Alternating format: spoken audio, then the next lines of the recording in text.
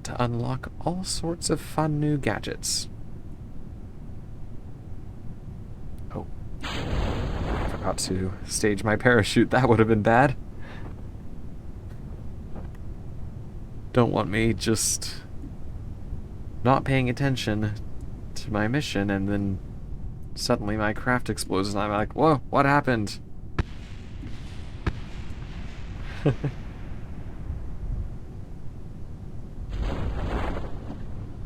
And the parachute fully deploys because we are approximately 2,000 feet above the ground, descending rapidly, but no longer quite as rapidly.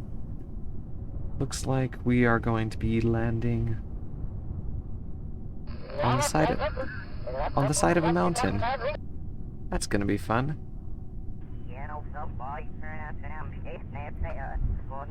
I hope no weird technical difficulties are happening with the chat today, because some weird things happened with the settings and I'm getting the sneaking suspicion I messed something up. But at least you're able to see me. I mean, at least you're able to chat. So I hope everyone else is if they want to.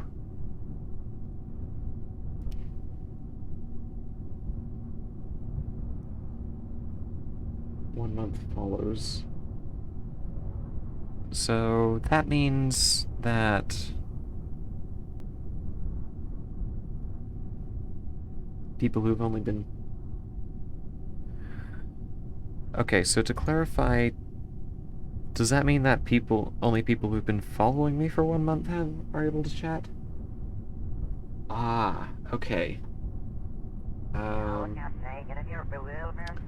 I am still learning.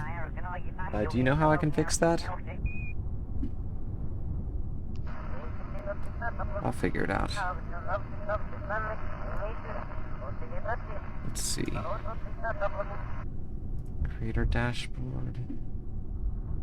Settings.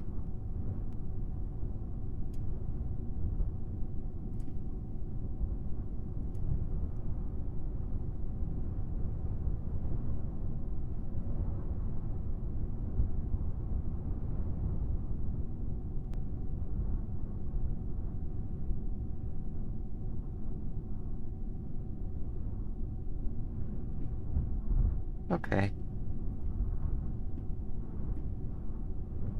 I mean, there are people who haven't been following. There isn't really anyone who's been following me for a month because I haven't even been streaming for a month.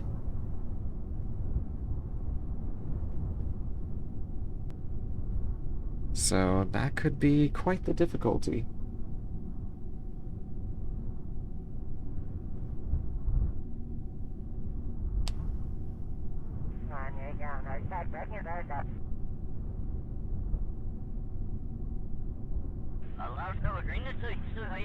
Because what I want is to just let everyone chat.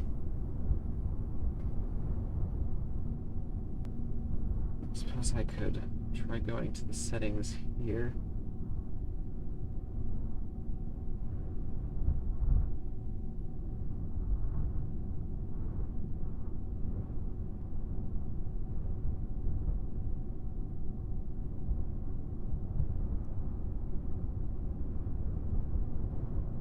Yeah, I don't know what I'm supposed to...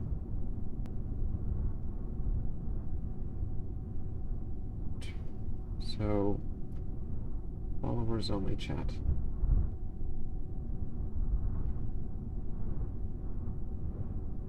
I'll go ahead and turn that off.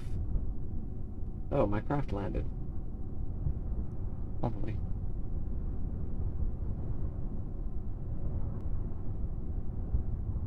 And...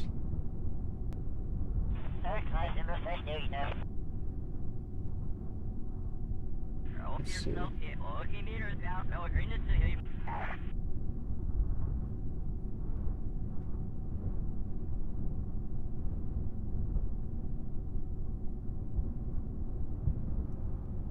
Did that help?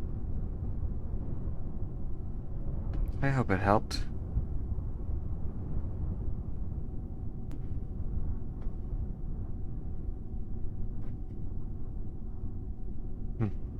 Well, I'm going to go ahead and recover this craft. Well, actually, we got a little EVA. Since we are merely on Kerbal, we can just walk around, remove our helmet,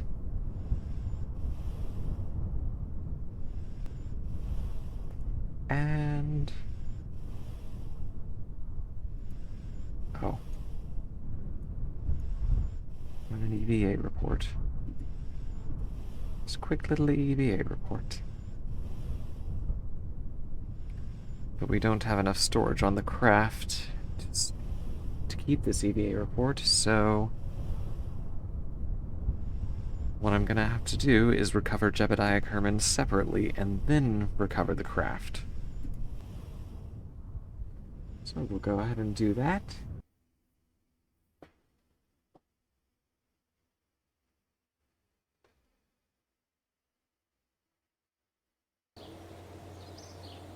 And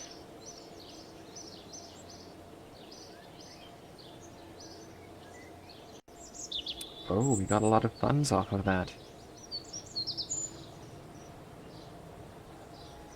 Our funds have been multiplied tenfold. Alright.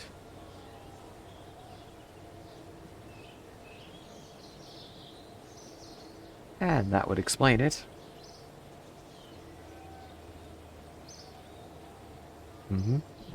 Lovely. We completed one of our contracts. We still need to get to orbit.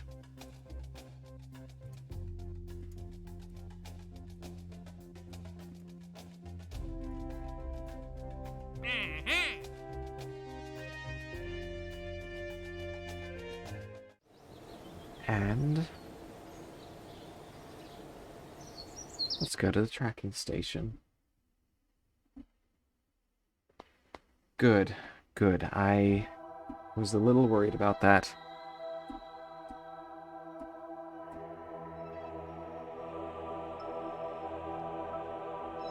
Okay. Excellent.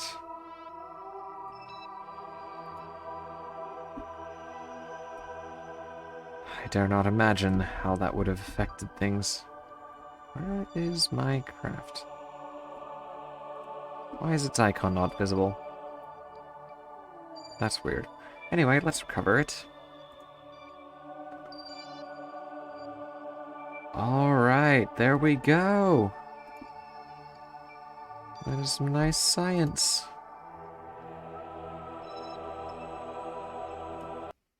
Okay.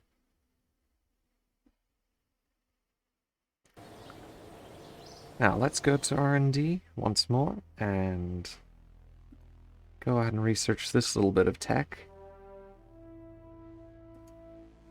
Survivability.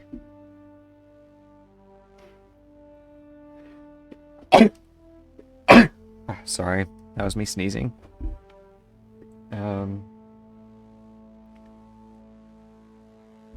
So now we have some proper life support systems, so we can put Kerbals in orbit for a bit longer than we were able to before.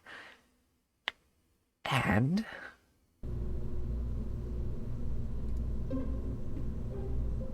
hopefully... no, we don't have those yet.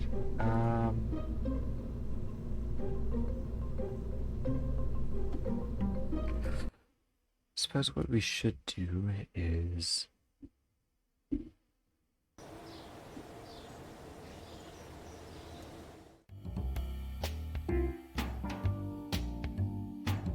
look at this.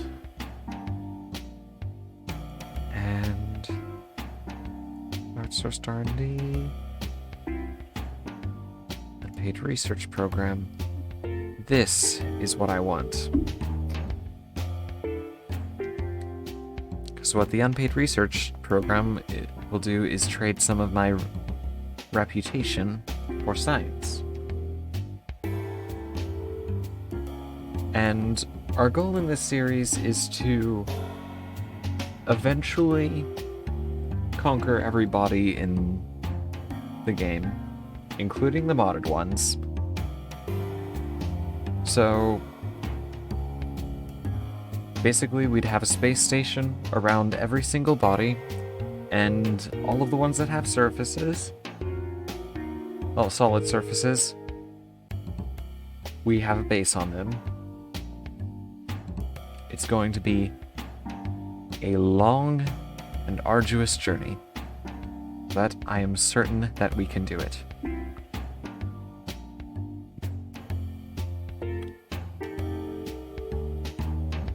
Now, I want my commitment to the strategy to be at 25%, but I don't have enough reputation to set that up yet. I need 55. So, in order to gain more reputation, I need to finish more contracts. So I'm gonna gain 8 reputation from doing some science, which I thought I did do, but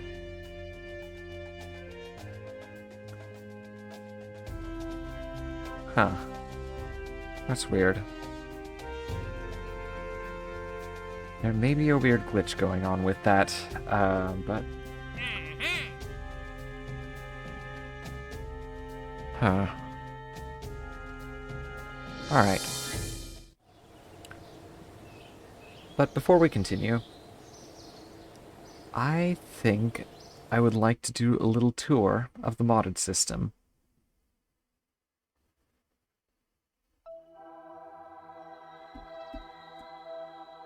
But we'll start with the Kerbal system. So we've got Kerbin, as you can see right here. It's our KSP analog of Earth. And we have the Mun, which is our analog of the Moon. And unlike Earth, Kerbin actually consistently has 2 moons. And this second moon is known as Minmus. Now, for a while, people were saying that it was made of ice, and there were jokes about how the Kerbals thought that it was made of mint ice cream. But the thing is, it orbits Kerbin, and Kerbin is a little too close to the sun to have an ice moon like that. So it's probably made of some oddly colored greenish, bluish rock.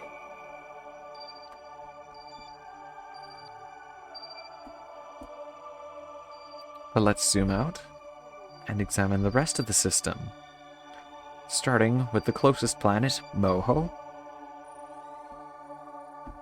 which is the KSP analog of Mercury. It's just sitting there, the closest planet to Kerbal, and fun fact about Moho, at the North Pole, there's actually... Hello, JT Woo! Nice to have you joining us. How are you doing? Got your chat settings fixed, or chat technical difficulties repaired?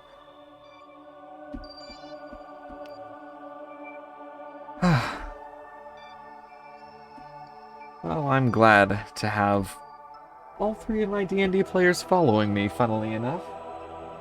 Because our most recent follower is Sir Stefano himself. I am doing well, JT Woo. But yeah, on the planet Moho, there was this terrain glitch so popular it became a feature at the North Pole known as the Mohole. Basically, the height map for the texture was misaligned, so there wasn't really much terrain at all at the very tippy top. And such resulted in this very, very deep, very, very narrow hole in the ground in the North Pole, known as the Mohole. And there have been some challenges to land in it. Trouble is, that's a pretty opportune place for the Kraken to attack.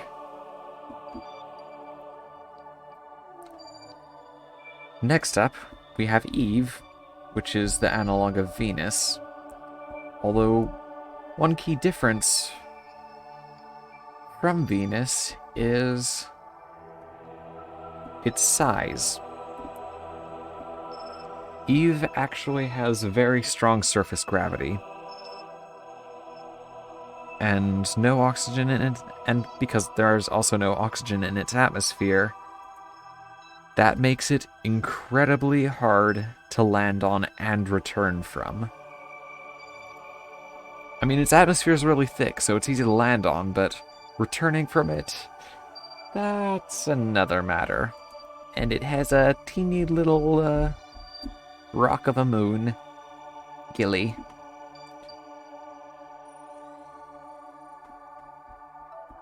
Moving on, we have Duna, which is the KSP analog of Mars. Oh, by the way, in vanilla Kerbal Space Program, Eve is purple. Sadly, Galaxies Unbound seems to have gotten rid of that. Unless I'm misreading the textures and it does turn out to be purple when we actually go to it. But if it's not, if it truly isn't purple, I will miss the texture. But this is Duna, the analog for Mars. Its ice caps are much bigger than Mars's, as you can see, and instead of Phobos and Deimos, the dinky little asteroid moons, it has this one much larger moon, Ike.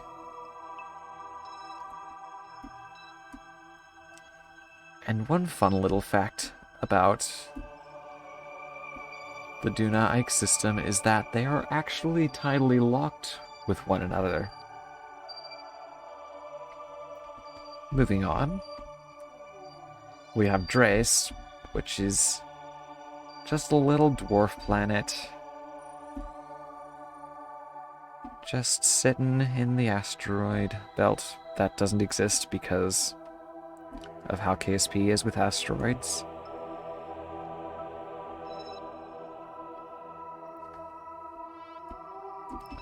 But it's the analog for Ceres, which is a dwarf planet that sits in the real-life asteroid belt. It's very hard to get to because of how tilted its orbit is, and there aren't really a lot of good options for gravity assists, which make space missions a lot more efficient. Then we have Jewel, which, despite its greenness, is the KSP analog for Jupiter. And it's not quite this pretty in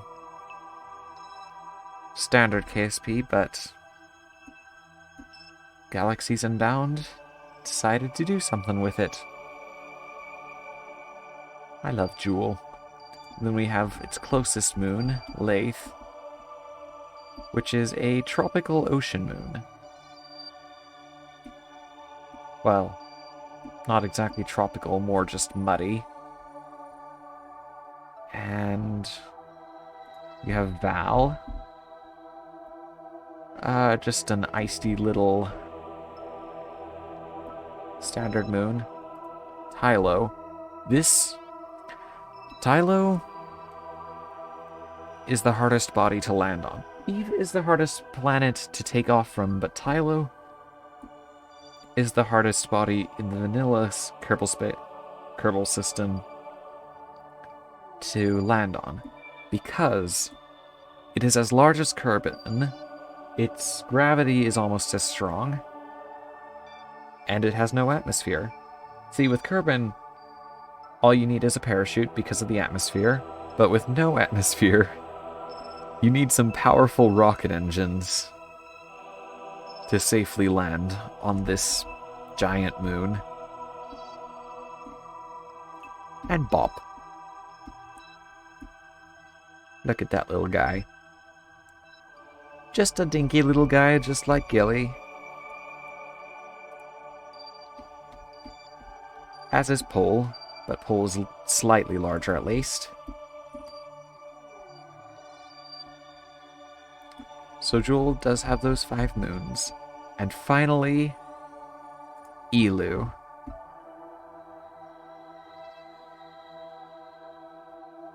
Elu is the furthest planet from Kerbal. Has a cracked, icy surface, and is considered an endgame goal for many, many Kerbal Space Program players. That said, it's not our endgame.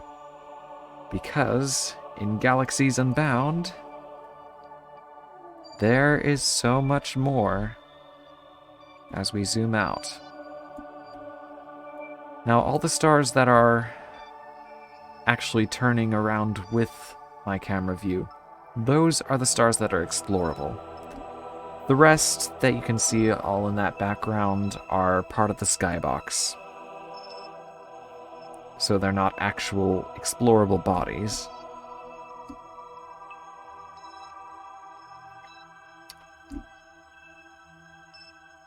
But this is the Nova Kerbani system,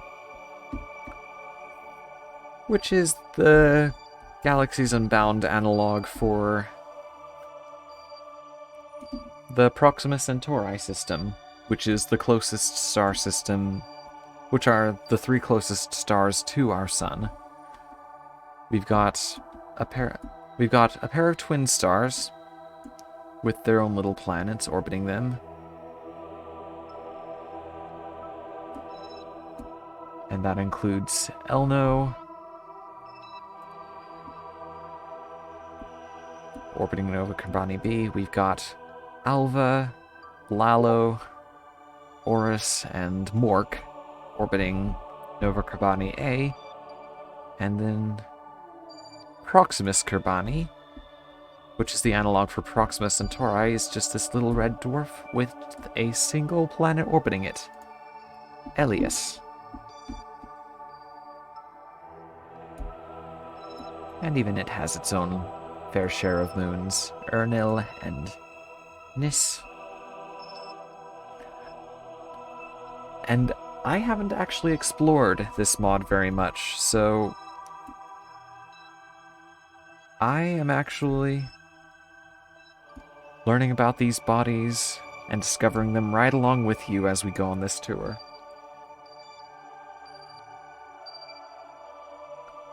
But I won't keep you for long, because we've got some rockets to build. So I'll make the rest of this quick. We've got Kerman's star, Sir 128, Corman, Kepsilon Carolani, which is Epsilon Eridani, obviously. The Sirius system, which is based off of Sirius. Epsilon Indi ABA. Well, Epsilon Indi. Let's see. Any others? SC Aquella. SC Aquel. Ceraturi. Sagan's star. Baragus, which is the most visible star in this mod from Kerbin. Glowridge 1618. PSD 70. And Pi 3 Erisis? I don't know how to pronounce that. We'll figure that out. But anyway, those are all the star systems added by Galaxies Unbound, and each of them comes with its host of new planets to explore. So, I hope you'll join me along for that ride as I build space stations around every single one of them and land some bases on all of the solid bodies. So, let's work on some rockets, shall we?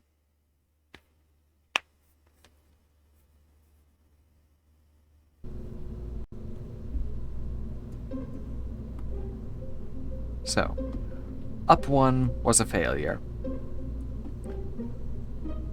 It did not have the reaction wheel capabilities to make a proper gravity turn and therefore was unable to achieve orbit. So, we need to do better.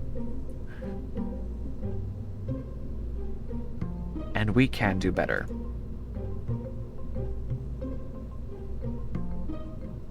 Let us begin with this little command pod.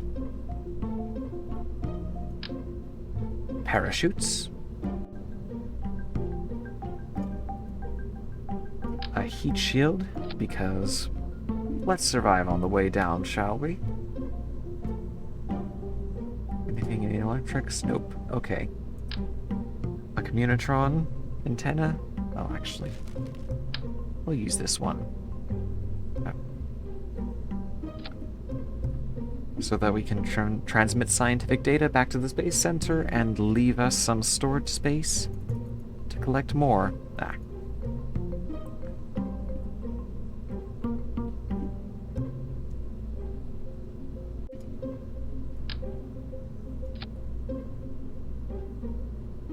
And fuel tanks, engines,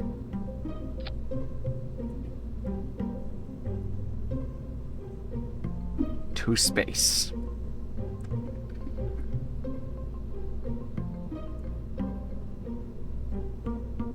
Although, here's what I want to ask JT. Oh no, I forgot. We kind of need a decoupler here, don't we? But I want to ask you a question, JT Woo. Should that be the name of this craft? Just to space. I feel like that would be a funny name.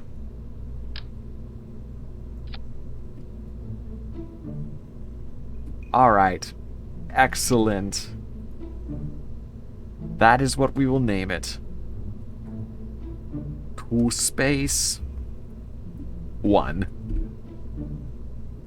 In case we make future models of this particular rocket.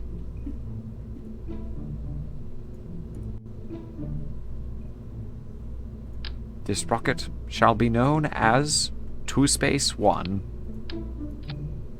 We'll make these fuel tanks white.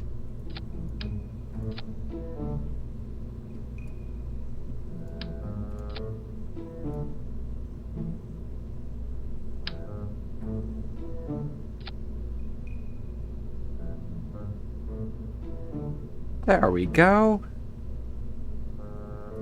Try to stop me from doing a gravity turn now. I dare you. Because what this engine has that the solid rocket booster did not is a gimbal, which means I can manipulate the direction that I am flying without the help of that pathetic excuse for a reaction wheel in this command pod. Oh, I'm going to change the color of the command pod too. There we go. What do you think of that color? Is that a good color? And we'll go ahead and remember to alter the settings of the parachute before we take off.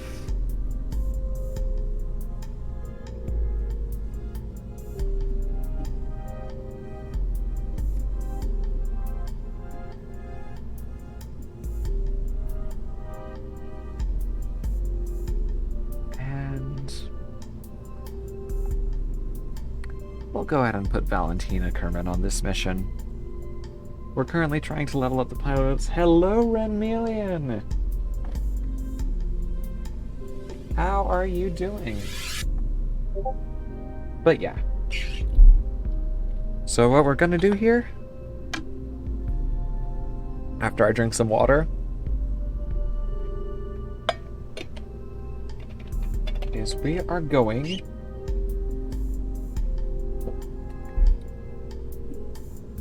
what were we going to do again? Oh, yes. So we are going to fly into orbit. And we are going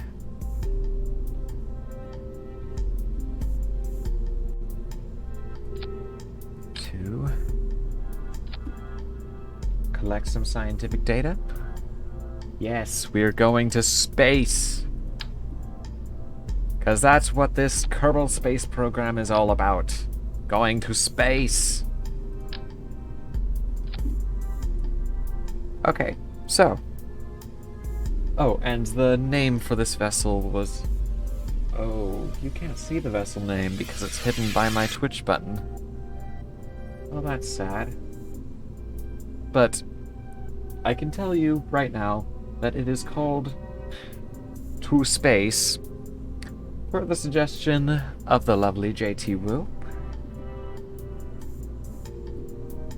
We'll go ahead and have these be running by default.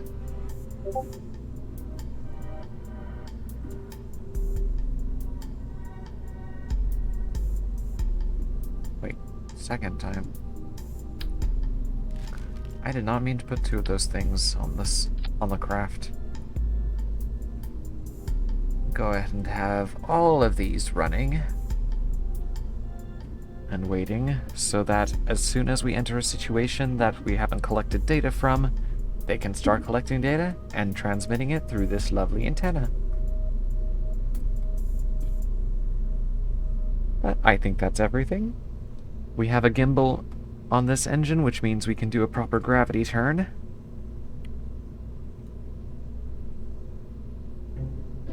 Let us launch.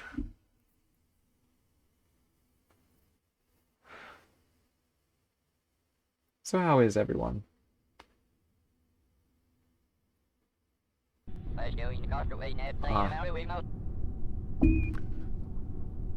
Turn on stability assist. And turning up the throttle. Going to maneuver mode to look at our orbit stats.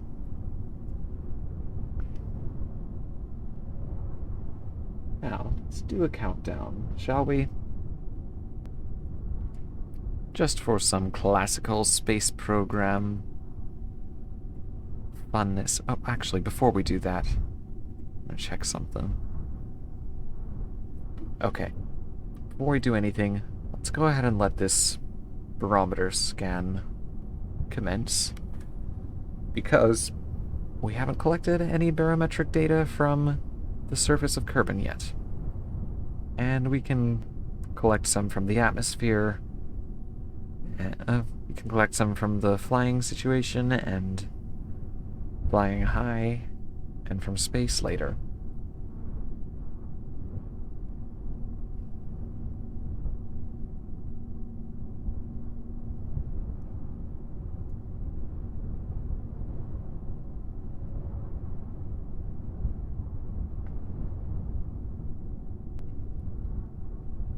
Alright.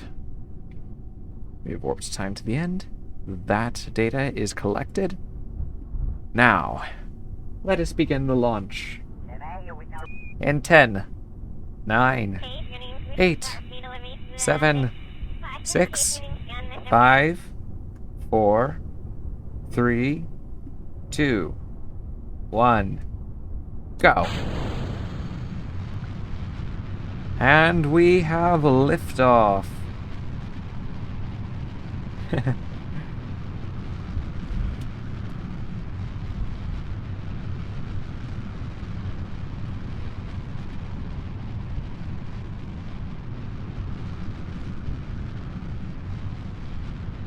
Alright. And we are hitting 80 meters per second, so let us begin our gravity turn. If you have a reasonably high thrust-to-weight ratio, then that is generally when you should begin your gravity turn when taking off from Kerbal. So, if your thrust-to-weight ratio is in the, like, 1.5 to 1.8 range, 1.5 to 2, more like. It's a different situation on Earth. Like, I think your liftoff speed, if you're taking off from Earth in real life, has to be well over 100 meters per second.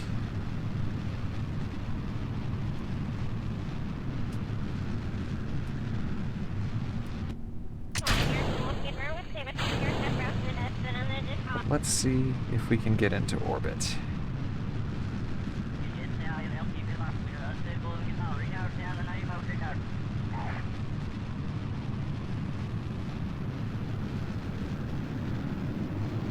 Oh, and we are going a bit fast, so I hope nothing burns up. Oh dear, oh dear, oh dear. I think we might lose our mystery goo container. Uh-oh, uh-oh, uh-oh. Uh-oh. No, no, no, no, no, no, no, no, no, no, no, no. Ah. Ah.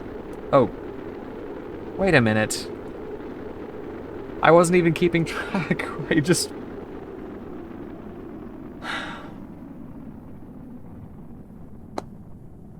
Well... I may have made a slight error in that I let our apoapsis get up to 441 kilometers, which it only needed to go up to 100. Okay, you know what? Here's the thing. I'm not used to streaming Kerbal Space Program, and sometimes I'm going to... Yes, we went fast, JT Woo. But sometimes I'm going to be interacting with my chat, and I need to not get distracted mid-maneuver while I'm interacting with the chat, so it's a delicate balance. Because I want to chat with you guys, and I need to be able to do it while not losing track of my orbit. So, do you think we should try again now? I think we're gonna try again. Revert flight to launch.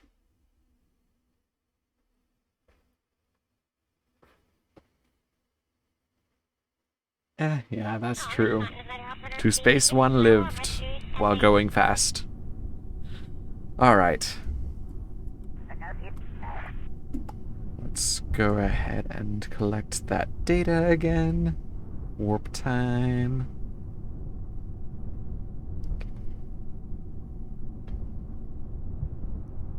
Do we still want to do the countdown?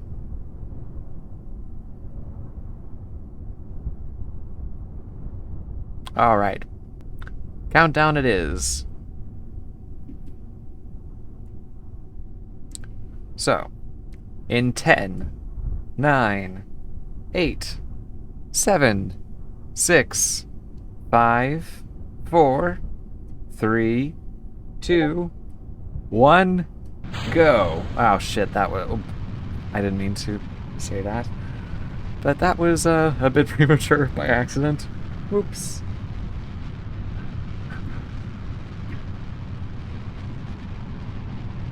It's fine. It's all fine.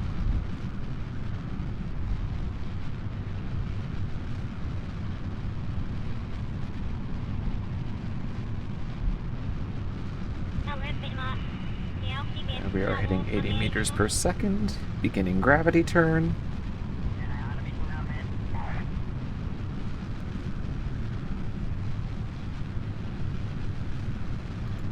Looking at our orbit information. And this time, I will try to chat with you while also paying attention to these numbers. Because I don't want to waste a bunch of fuel making them too high.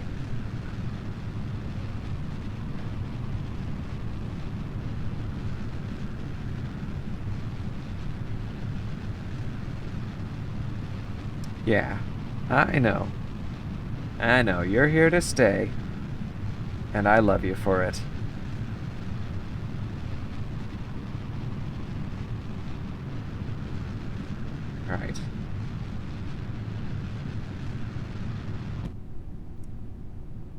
Out of fuel in that stage. Staging now, and activating next stage. But on the bright side, now we know that we are able to make it into orbit. So I'm going to pay attention to this one.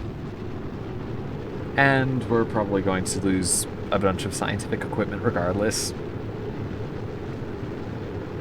So that's funny. Yep, there goes the mystery goo. Ah!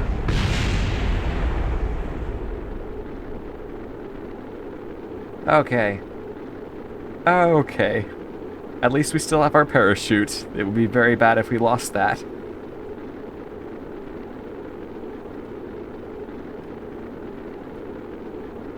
Yeah, so generally, rockets are not supposed to experience re-entry heating on takeoff. So that may have been too shallow of a gravity turn. And I may need to be more careful with it. Yes. That does tend to happen with me a lot. And if this were real life, there would be way worse consequences. But anyway, we are making it to space today. So, let us drift above the atmosphere. We are at 57 kilometers and climbing. I know, it is peaceful. That's what I love about this game. Like, you have a lot of peaceful moments even though there's a lot going on. It's quite lovely.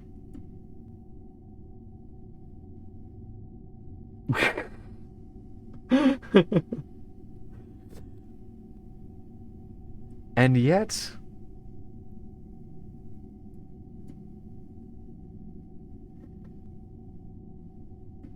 he has a driver's license.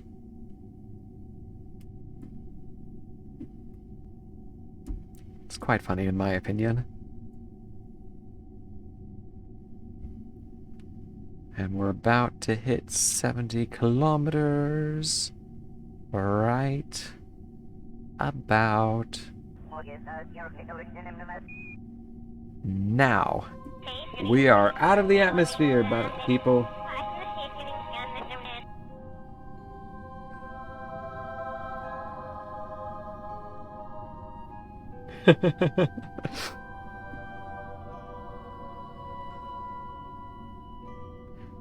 Yeah, we shouldn't be giving JT Wu a rocketry license.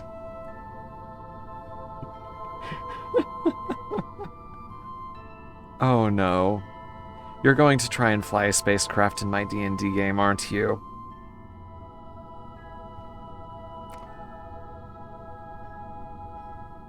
We're almost at apoapsis, so let's go ahead and circularize. Uh-oh. Uh-oh. I hope we have enough fuel to return. That is not a lot of fuel.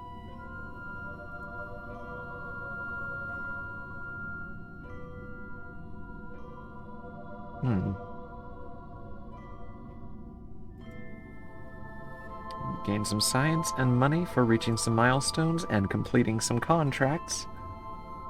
So I consider that a win. Sadly, we cannot go on EVA yet because we have to upgrade the astronaut complex first. Oh no. Oh, I look forward to that.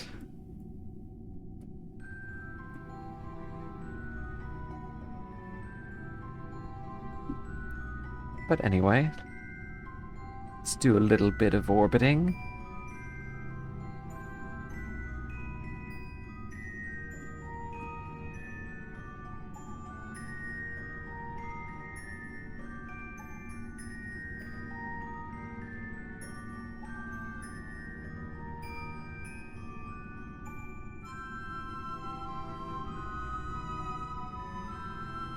And we'll go ahead and do a retrograde burn.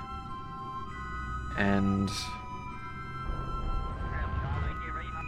okay, we did have enough fuel. Excellent. I was worried about that. We had enough fuel to lower our periapsis below the atmosphere, well below the atmosphere, so the atmosphere will bring us back down. But look at that scenery. Isn't that beautiful? The space whale. Oh, I remember that. Yeah, so for those of you who aren't in my game, so what happened was Fox's character, who was a Kitsune barbarian, while they were traveling by boat back home from a quest, they encountered what are known as star whales, which are a homebrew creature that I made that tends to migrate between planets via the astral plane. They'll just plane shift between the astral plane and the material plane, and they're very pretty. And 2 of my players went out to pet them, those being Rock Paper Fox's character and JT Wu's character. And Fox rolled a 3 on an animal handling check and spooked the whales, who then proceeded to go to the astral plane, and they accidentally took her with them, which sparked several sessions worth of a rescue mission. It was really fun. Too late, Fox. I already told it. Oh, it was really funny. It also left the character with some trauma, which wasn't quite as funny. But life happens. Oh, and look, asparagus. I want to go there. It's so bright and obnoxious. I just want to go over there and conquer it. Show it who's boss.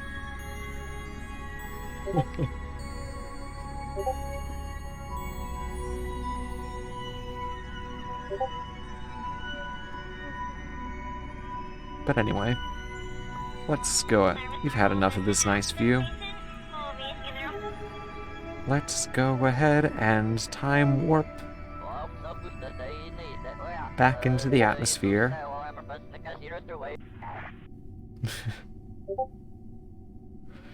Yeah, I bet you are.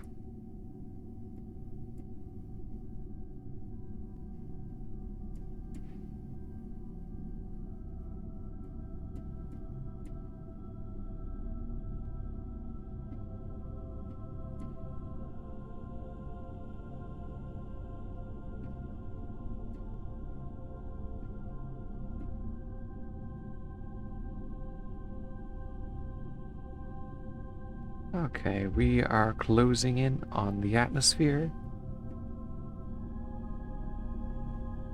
And we are down to 74 kilometers.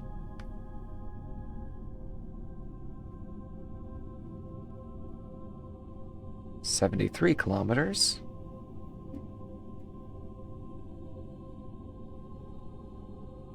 $72 kilometers.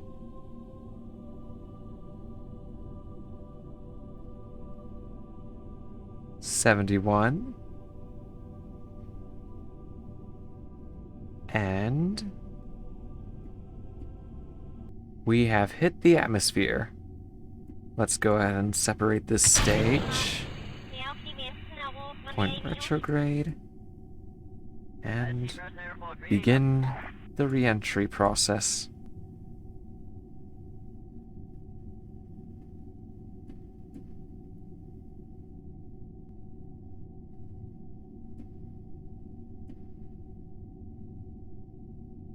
science do we have now? 48! That's pretty good.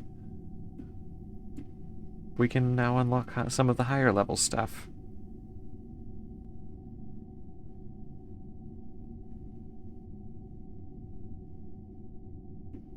Ooh, and there's the Mun. We're gonna go there someday, too. There goes our upper stage. Just spinning and drifting away. And eventually it will explode in the atmosphere because it does not have a heat shield. Sucks to be them, doesn't it? Ah.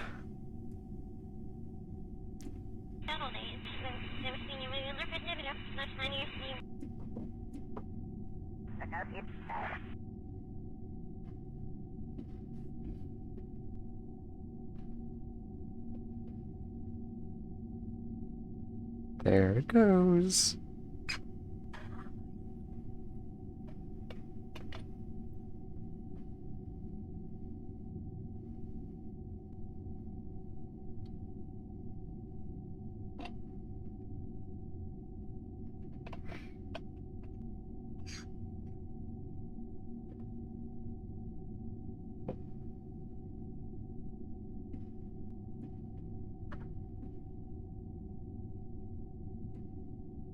Oh.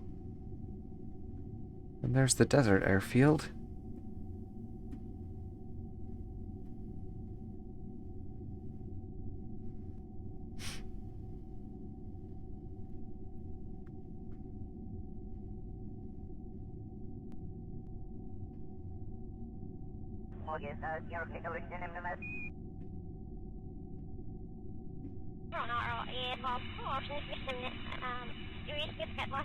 And there it is.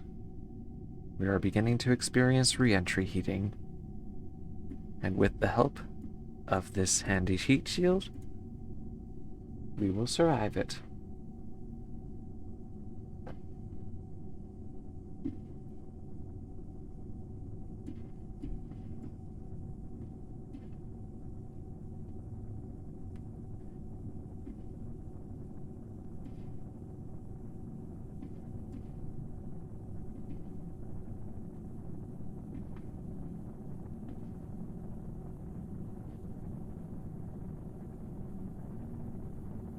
Yes, surviving is very good. We don't want to happen to our dear little Valentina. No, the deadly missions... experimental... Oh, that's not good either. Jebediah Kerman is more better at handling dangerous situations. More suitable for it, not expendable or anything.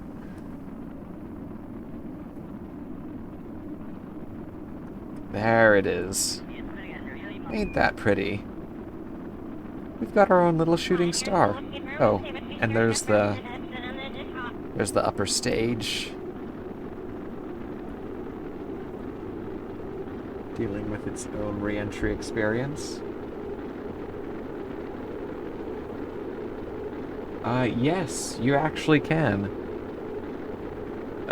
You can build rovers, which you can bring with you on the rockets. Although that's more difficult. You need to put them in fairings or fight really hard against aerodynamic complications. You can have Kerbals go on EVA, which stands for extravehicular activity. Basically, they can exit the craft and walk around the surface of the planet.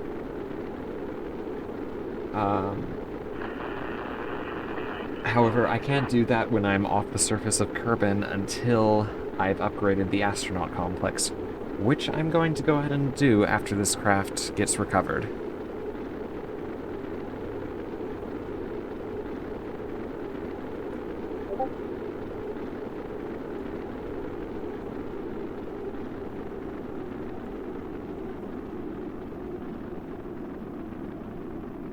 But we are slowing down, and the re-entry heating is dying down. So it will soon be time to deploy the parachute.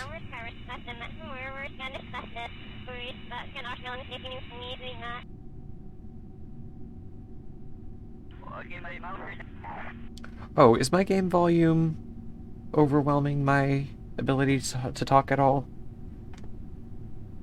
Just want to double check, because I know that's been an issue at times when I was playing Minecraft.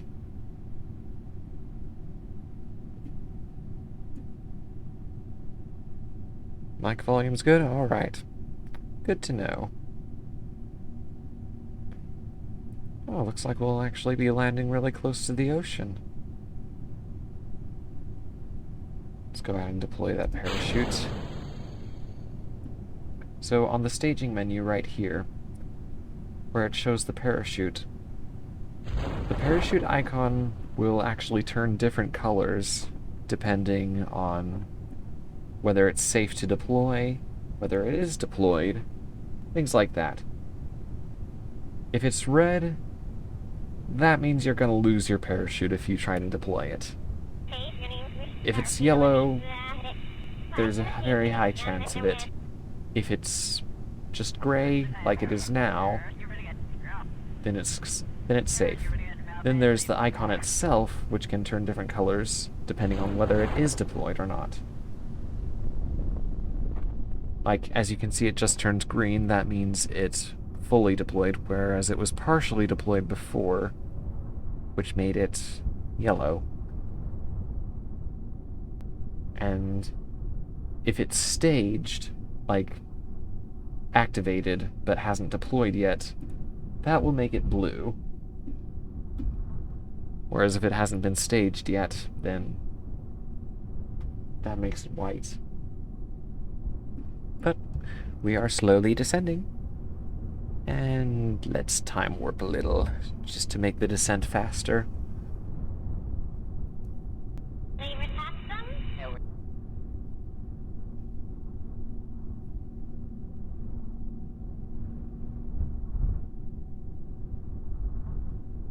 So how's everyone enjoying this so far?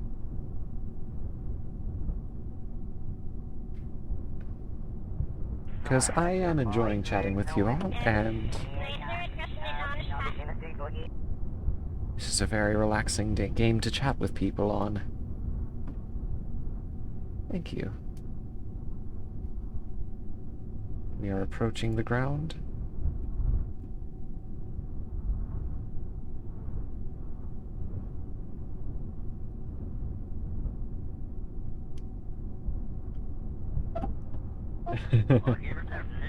Well, JT Wu might disagree, and we have touched down. Are we close enough to the ocean to... No, I'm not going to try to walk all the way over there. I had the idea of having Valentina collect a crew report from... well, an EVA report, sorry. From this little flat area because... we are currently in the deserts of Kerbal. But over there, as you can see, is the ocean. And we were landing relatively close to it, but not quite close enough to walk, so I'm gonna leave it alone for now. But there's Val.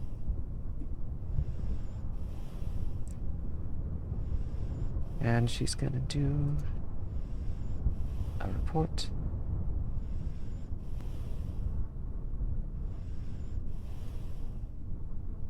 I know. And the expressions they make are so fun.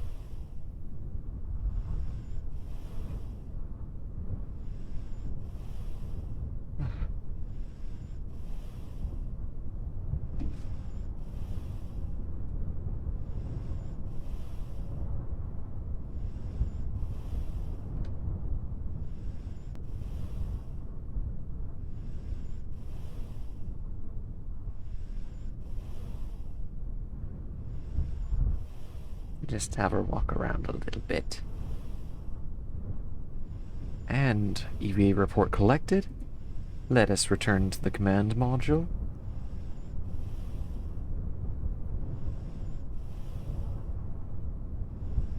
And recover vessel.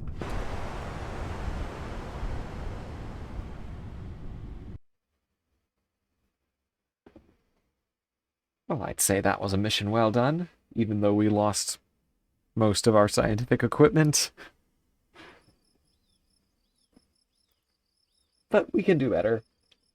I know we can. And we have 61 science. Jeez. That's so much. Ah, that is some good reputation there. Wouldn't you agree? And Valentina Kerman advanced to level 1, which means if I turn on stability assist while she, as a pilot, is on the craft. Okay, so different Kerbals with their different professions have different capabilities that get better as they level up. So engineers can repair parts of your craft that have been damaged but not completely destroyed. They can repack parachutes, things like that. Scientists can give bonuses and multipliers to the science that you collect, as well as reset scientific experiments. And pilots can assist in the stability of your craft when you turn on stability assist, or SAS.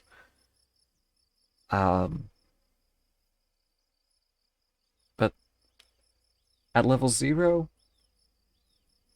it's typically just standard stability assist. So if you point your rocket in a certain direction, your Kerbal, your pilot is going to try and keep it pointed in that direction. However, once she advances to level 1, she can also hold prograde and retrograde, which means I can have her exert much finer control than I can in pointing the rocket exactly in the direction that it is moving, which is prograde, or exactly in the direction opposite to where it's going, which is retrograde. Which is very useful for gravity turns as well as deorbit burns. Anyway, we're done with that. And we've completed that milestone and some contracts. Let's go ahead and take some new missions, shall we? Across the radiation belt, that shouldn't be too hard. And we shouldn't start exploring the Mun quite yet. We don't really have the technological capabilities for that. Because what we need is electricity. Actually, I think we can do that.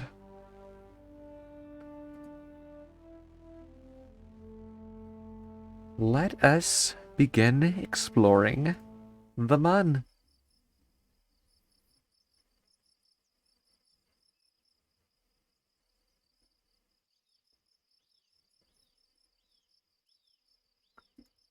Go ahead and accept that contract. So basically what we need to do is make a flyby of the Mun. Shouldn't be too difficult. Yes, they are adorable. But we're going to need to do a couple of things first. Because right now, the game will only predict my orbit around Kerbin. Which means if I get into the Mun's sphere of influence, I would have to be a little more predictive of it. Well, I can do that.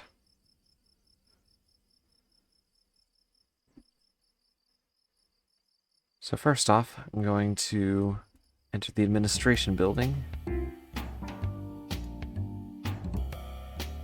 to activate that unpaid research program that I needed, that I mentioned. Set that off. Lovely. And do we need any vehicle assembly upgrades? Should be fine. Alright. Let's build a Mun rocket, shall we?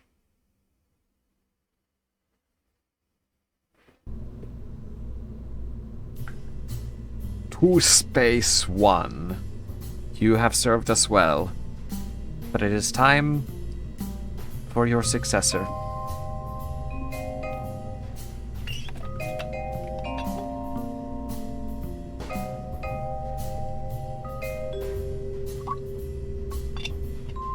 All right.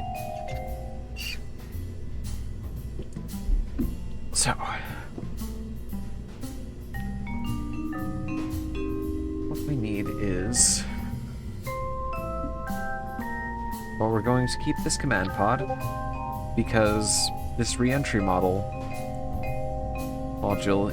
is, while it is pressurized, which is helpful to the Kerbals, it doesn't have a reaction wheel. And while we're in space, that's going to be our only way to orient the ship. Because we have not yet unlocked any RCS capabilities.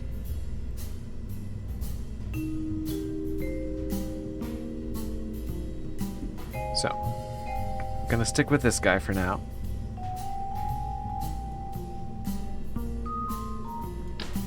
I agree. Kerbals are adorable. And turn that up.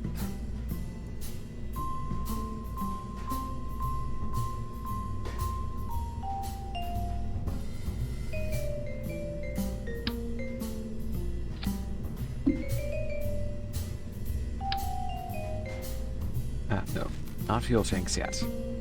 Decoupler. And then fuel tanks.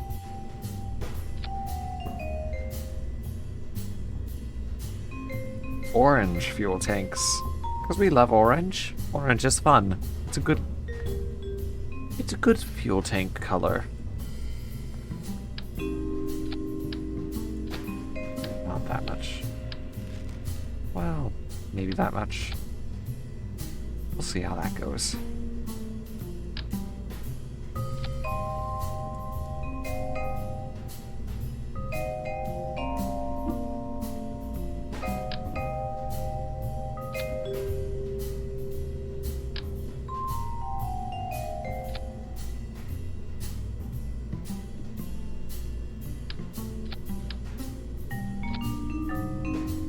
Actually, what other colors do we have? We have that. White. Black and white. Dark. We'll like this bottom one dark.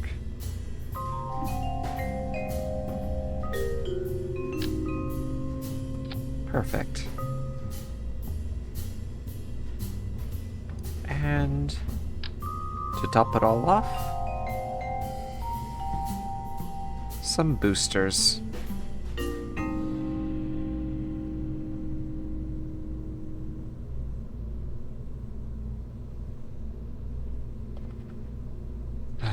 I am a bit wary of putting boosters on.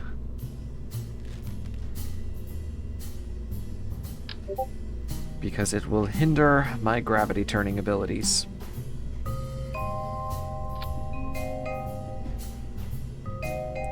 But I must do what I must do.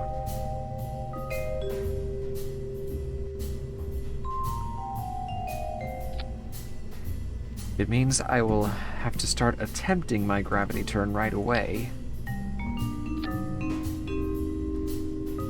in order to make it actually happen at the right time.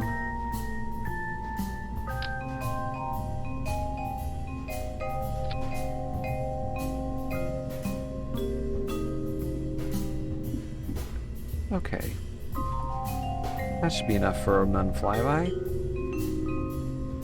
Now let's get some communications up.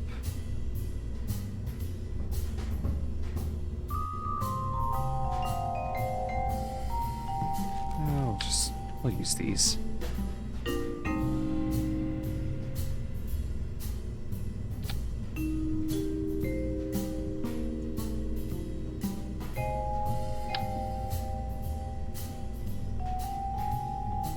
Put this here.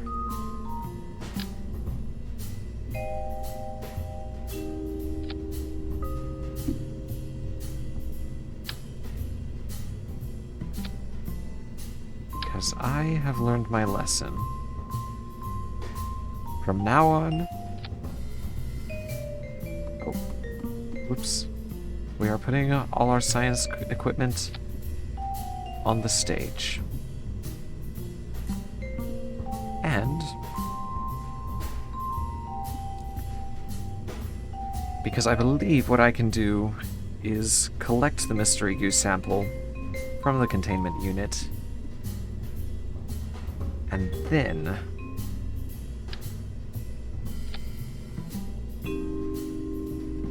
I can take it back to the craft. Make that able to have 2 slots for that exact reason. And...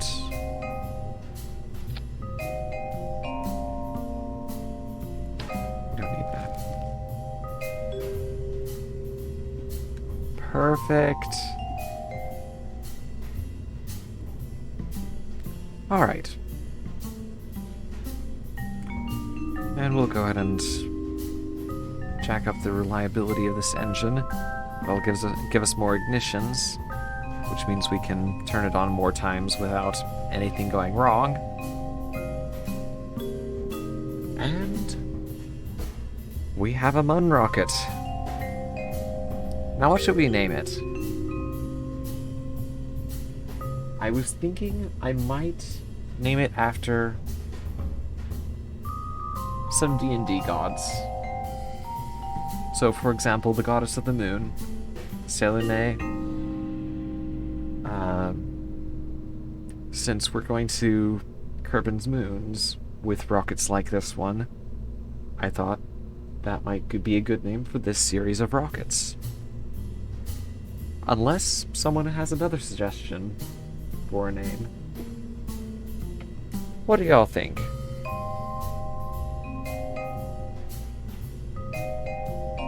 Does Selene work?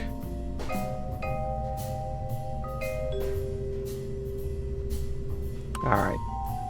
Well, nobody's saying anything, so I'll just go with Selene. Which means this is the Selene 1 rocket.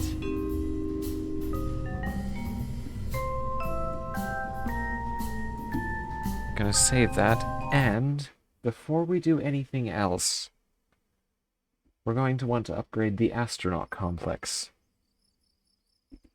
Because as I said before, once we upgrade that, we can send Kerbals on EVA. And that's what we want on this mission. Oh, yeah, that's fine. Yeah, I don't expect chat to be actively responding to me at all times. People have lives. Let's go ahead and warp to morning before we... There we go. It is a new day, people, in the world of Kerbal Space Program. 2 monitors is very useful. I do not have that luxury, so I just use 2 computers. I use 1 computer to play my game, and 1 computer to have my stream pulled up, and so that I can interact with all of you fine folks.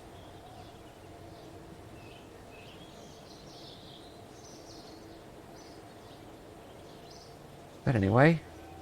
Ooh! That shadow, I think... I'm gonna check, but I think we may be experiencing a solar eclipse. No, I was wrong. How disappointing.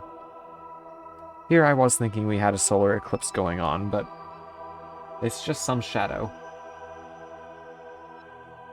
Oh, the music? Yeah, that's part of the game.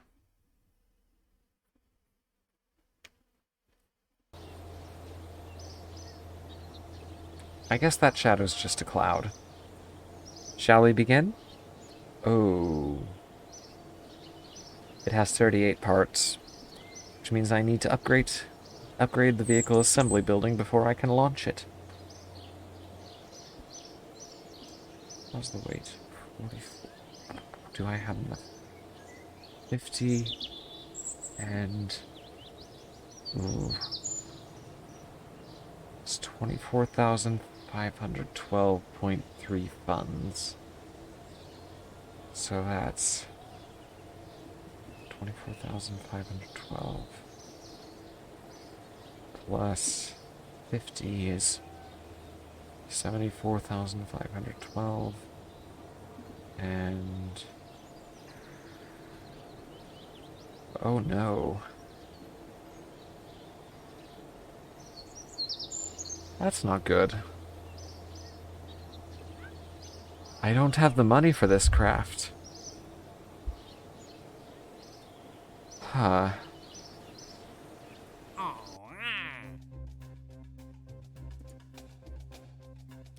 Let's see what I can do. What active contracts do I have? We can cross the radiation belt. That is something we can do. Alright, let's build a new rocket. Okay? Actually... Nah, we can do this.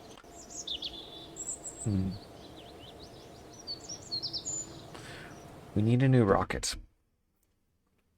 One that is much simpler and will cross the radiation belt.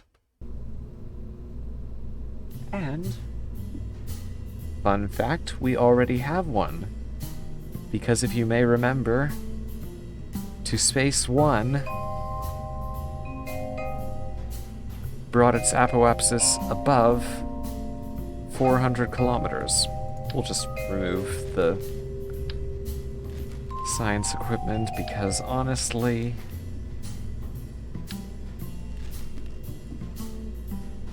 it's kind of a pain. Actually, go ahead and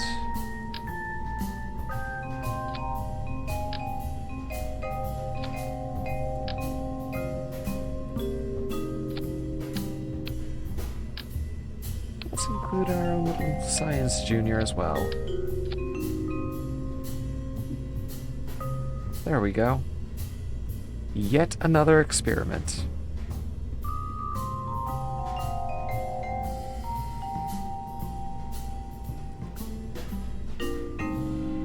And this time, our goal is not to go to orbit.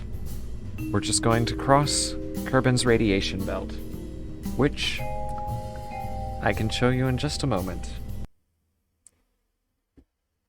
Oh, we have 5 viewers now. That is lovely. I love having more views. I guess KSB got a bit of a popularity boost. So, a lot of people are enthusiastic to get into it. Okay. So, this time, it's Jebediah Kerman, who we're definitely not sending through the radiation belt because he's expendable or anything. And before we go anywhere, I'm going to show you something. So this is the radiation info for Kerbin. And these are the radiation belts created by its magnetosphere.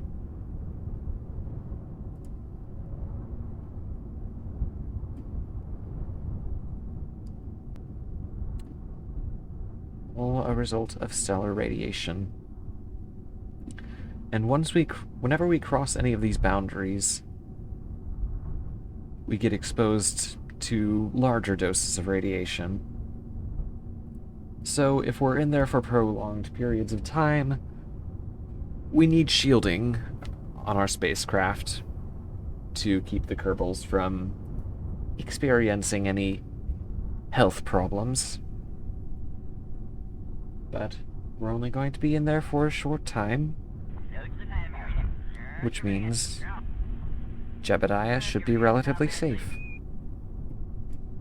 So, shall we begin? We'll go ahead and start these experiments.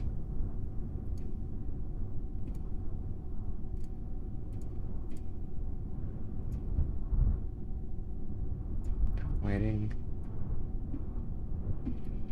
And lifting off in 10, 9, 8, 7, 6, 5, 4, 3, 2, 1, go. We have liftoff once again.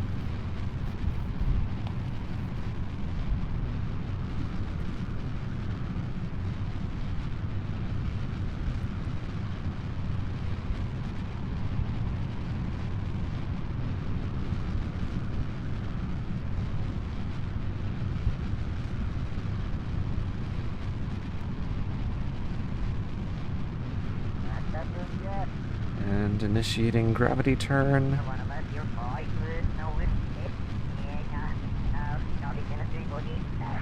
I'll do a slightly steeper one this time. I think. Do a bit of that for a little.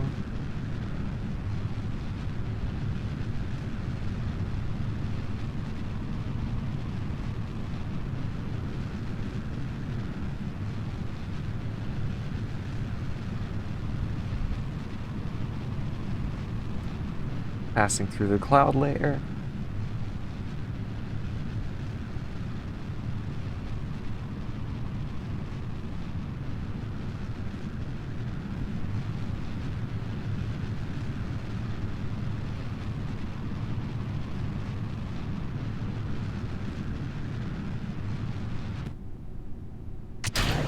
Staging and go.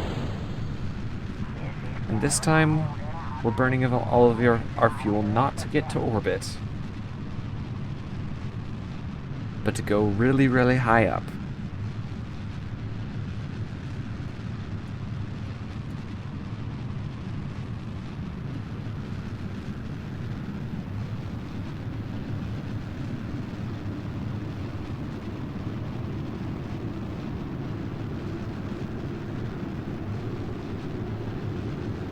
See our apoapsis, because what I accidentally did in the first attempt to launch this thing, we're doing on purpose this time, and hopefully that should get us through the radiation belt. Let's look again. Yep, we're right up in there.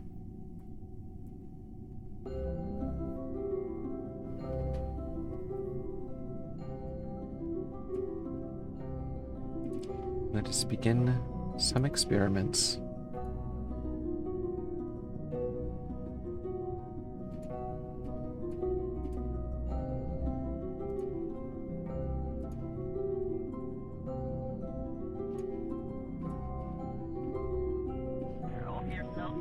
And now that we've upgraded the astronaut complex, let's go ahead and take this opportunity to take a little EVA.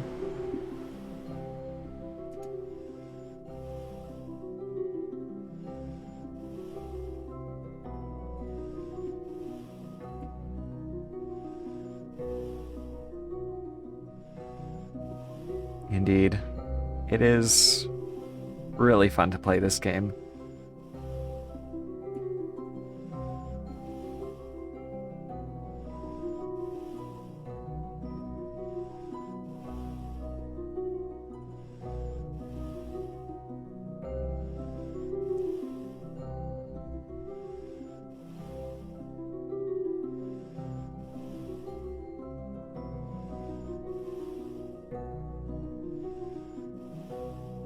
Okay, EVA report complete.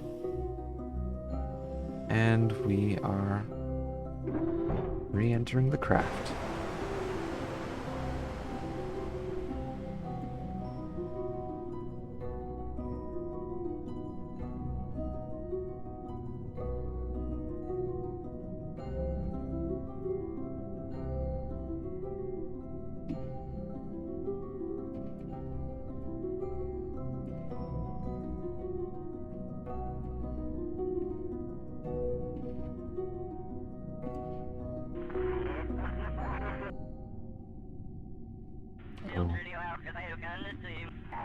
Oh no.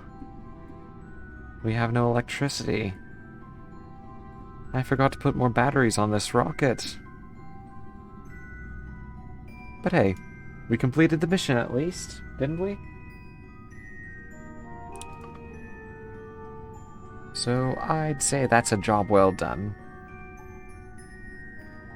I'm only gonna revert my flight if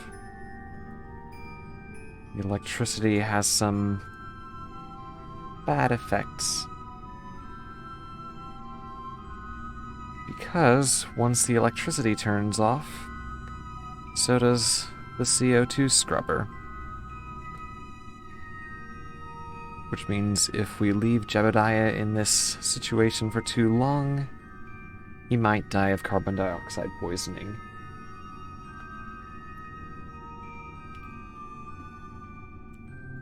So next time, I think I'm probably going to put some batteries on this craft.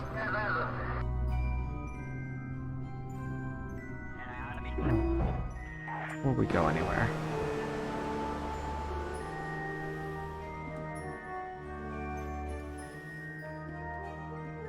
And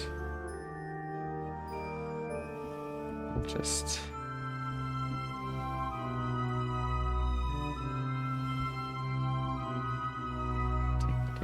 here as well.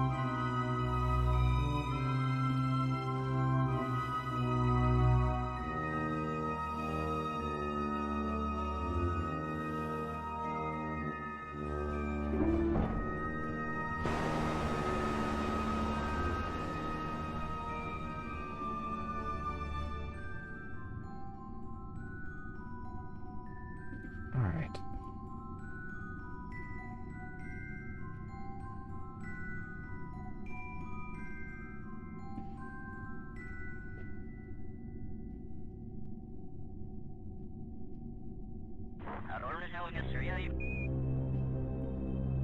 Ooh, we're gonna land in the mountains again. That should be fun.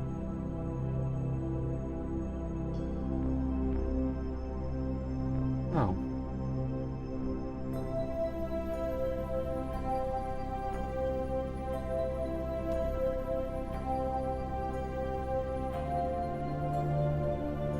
Time warping down into the atmosphere and staging.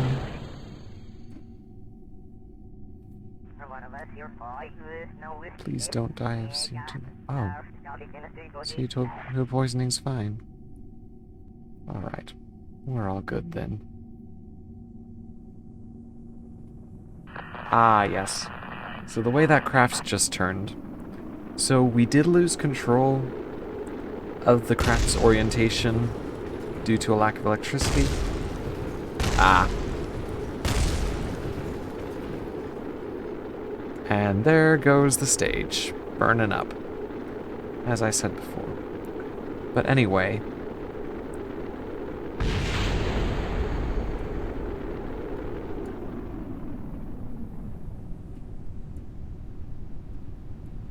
so the reason why the command pod was able to turn around like that and face its heat shield in the direction we were going, despite the lack of electricity and therefore the lack of reaction wheels, the bell shape for command pods like this is actually designed to cause it to do that. Once it's falling through the atmosphere, it will naturally orient its bottom in the direction that it's going.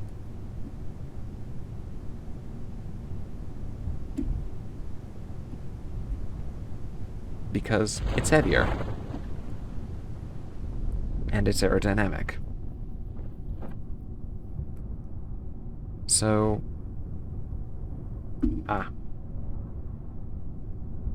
And like I said, there goes the stage.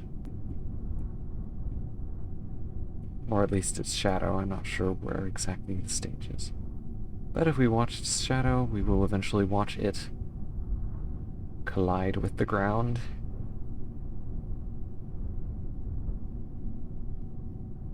Exactly, JT Woo. Safe landing. Not any of your landings. We're doing a safe landing.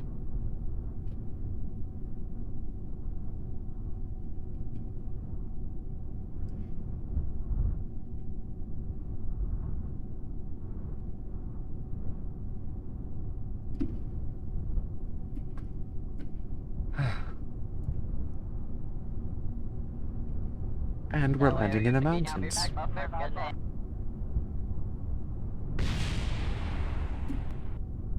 Oh.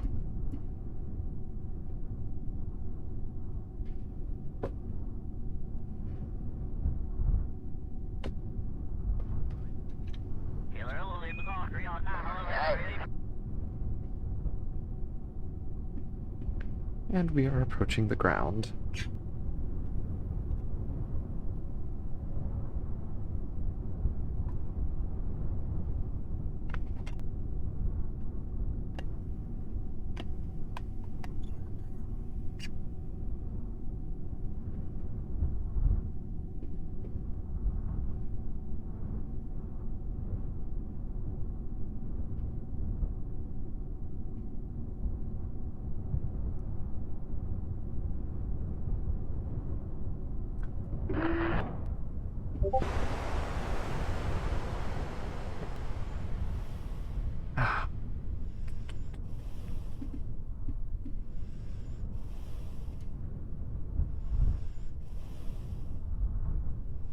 Oh.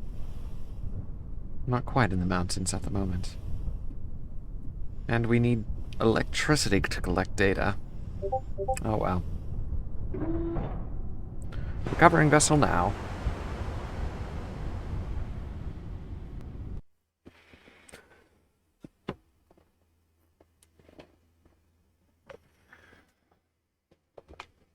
Alright.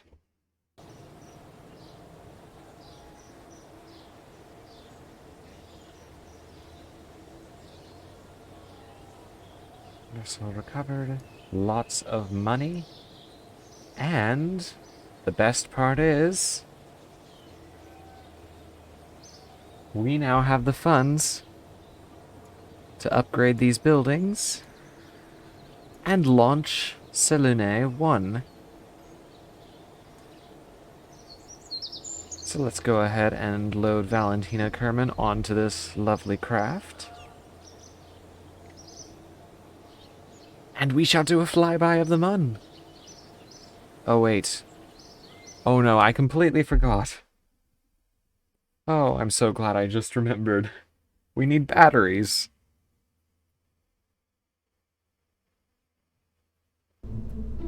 So let's go ahead and install some batteries on this thing, shall we? Okay.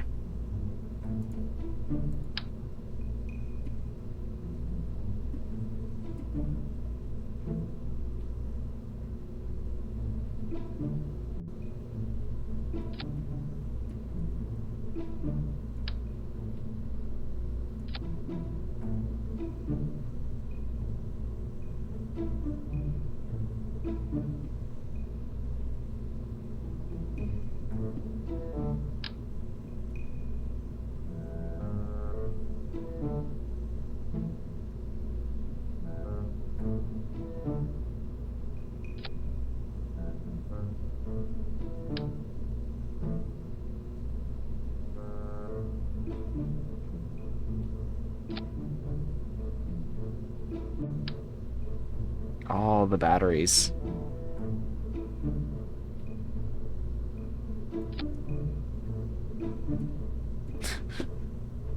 Oh gosh, we're suffocating the scientific equipment.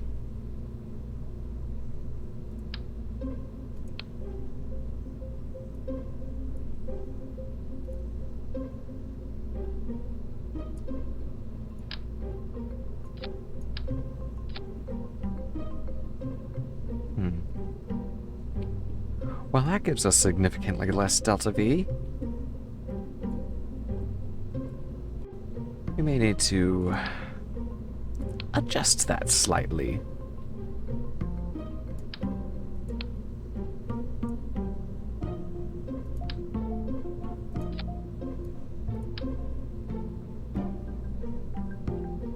Ah.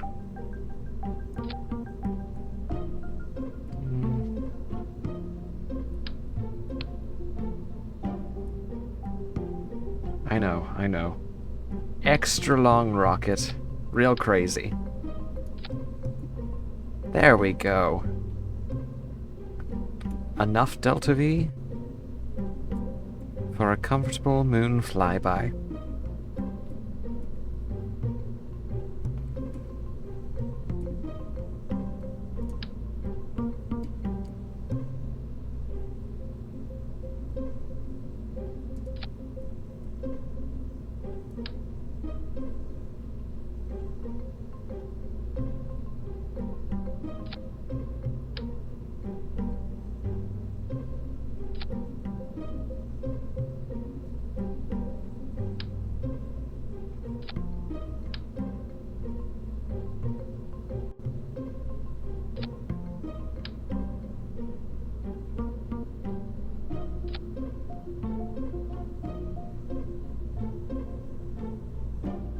Okay.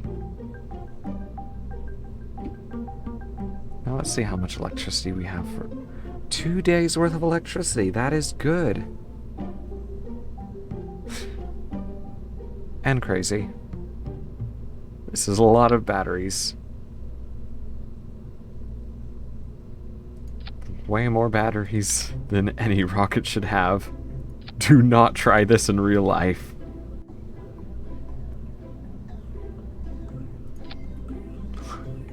Like, if you get a degree in aerospace engineering and then try to do something like this when you actually get a job at, like, NASA or something, that will get you very quickly fired. So don't do this, kids. It's not worth it.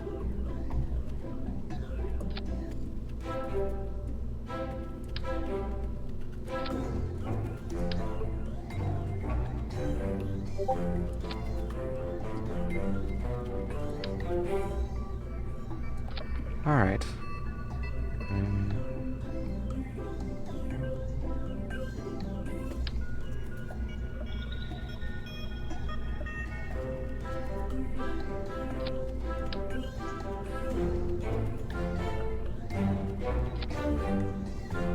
Okay.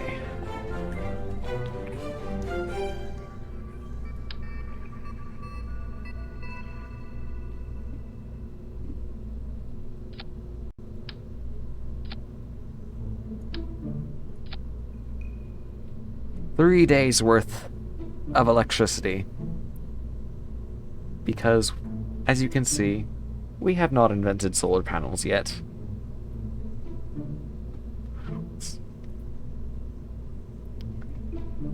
That is for a later tech level.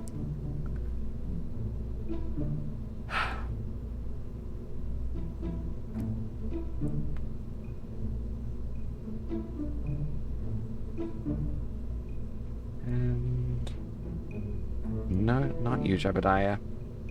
We're putting Valentina on this rocket. Saving, and let's launch this monstrosity. Ha ha ha ha.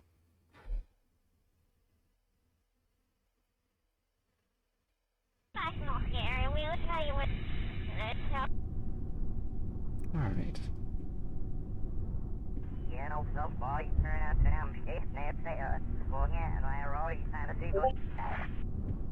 To the mun. And we have our lovely little prograde and retrograde vectors too. So, shall we begin the countdown? Flying in 10, 9, 8, 7, 6, 5, 4, 3, 2, 1, liftoff!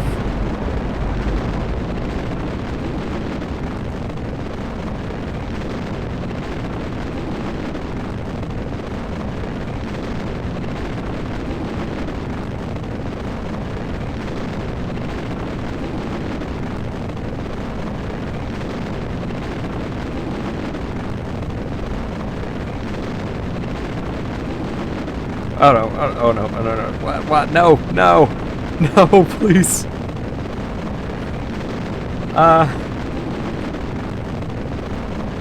So I may have been too forceful with my gravity turn.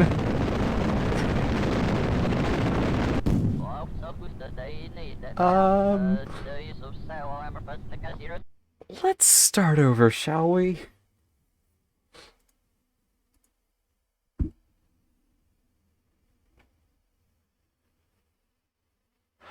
Oh dear.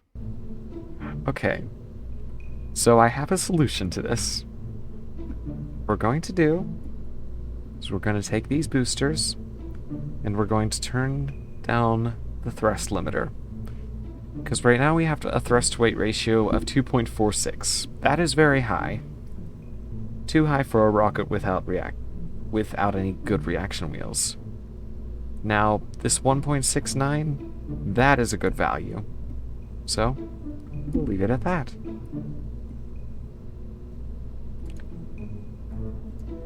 Let's try again.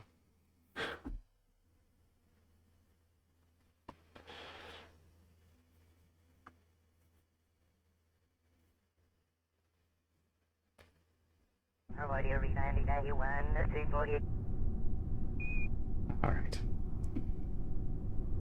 Now, beginning our launch in 10, 9, 8, 7, 6, 5, 4, 3, 2, 1, liftoff!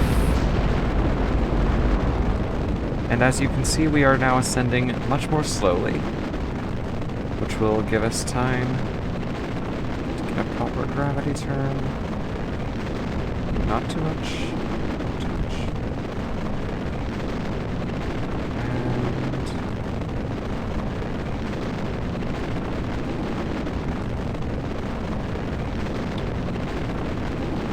And actually, with this low thrust-to-weight ratio, our gravity turn can happen naturally without me having to touch the controls.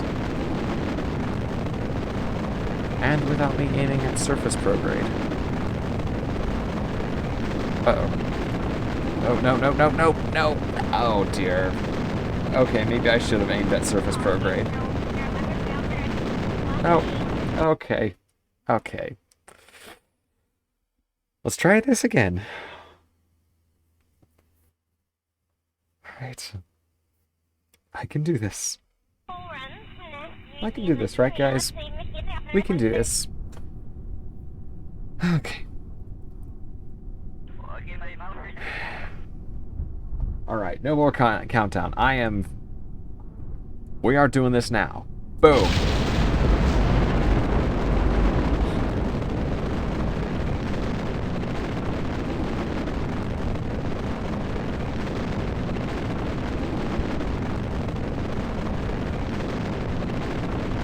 And just set stability assist to surface prograde and leave it at that. Do not touch anything.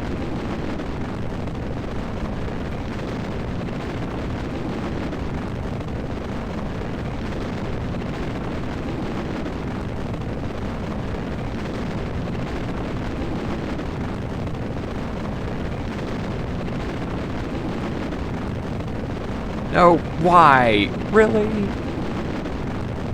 Really? Really doing this? Okay, okay, fine. Fine. Fine. We will add some tail fins to the boosters. Alright? Will that make you happy? You think this will make the rocket happy? We'll add some tail fins to the boosters.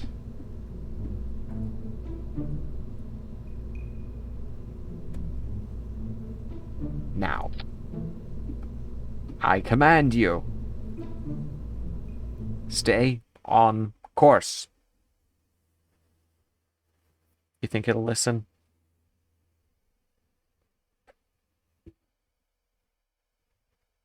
Not you, Sal. You're fine. Oh, yeah. For those of you who are new here, Sal is my cat, and he's sitting on my desk right next to my computer as we speak.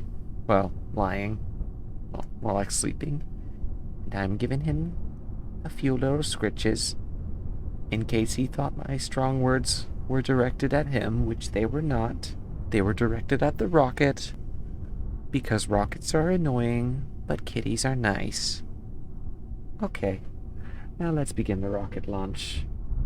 In 10, 9, 8, 7, 6, 5, 4, 3, 2, 1, and liftoff.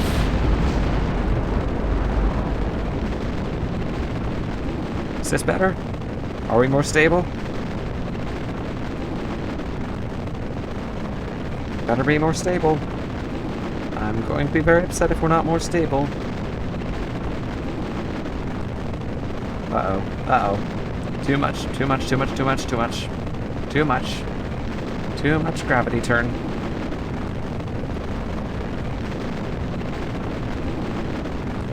Well, at least we're not spinning.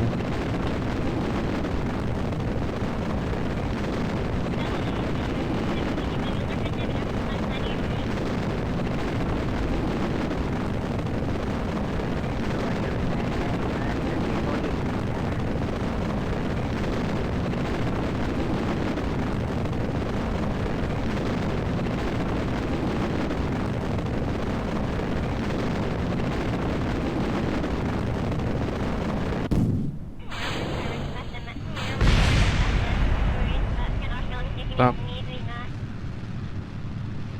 And we lost it again.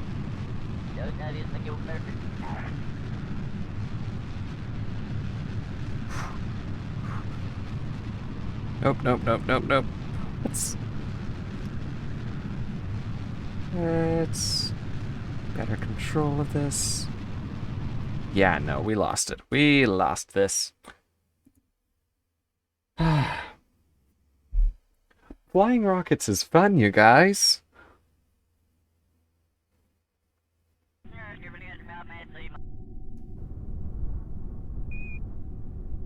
Okay, let's try this again. This time we won't turn immediately off the bat because clearly the reaction wheel decided that it was stronger than it actually was in before. Go.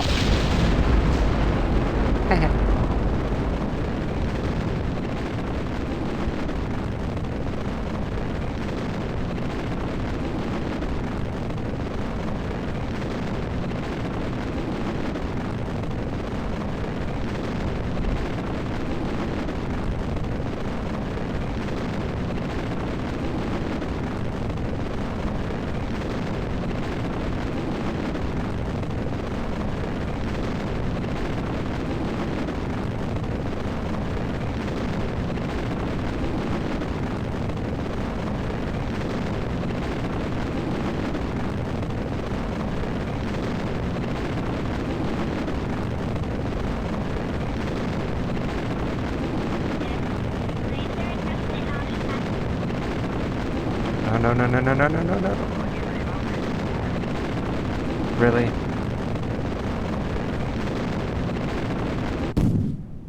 Okay, well, you know what? You are just being rude. This rocket is being so rude.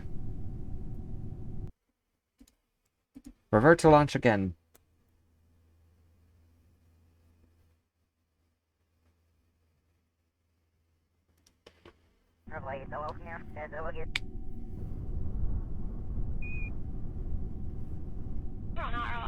Okay.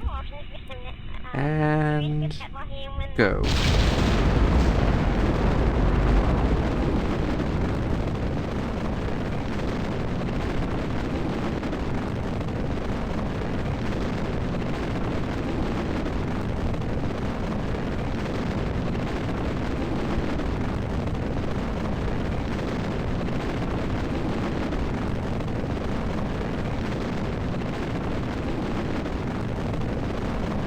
Perfect. See, that is much better. This is what I'm talking about. I just hope it's not too shallow again. That would be bad.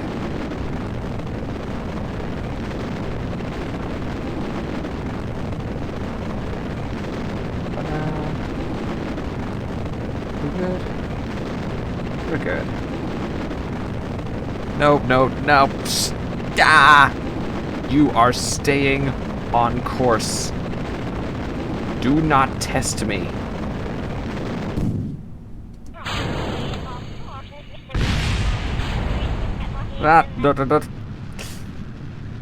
Okay, why did they have to do that?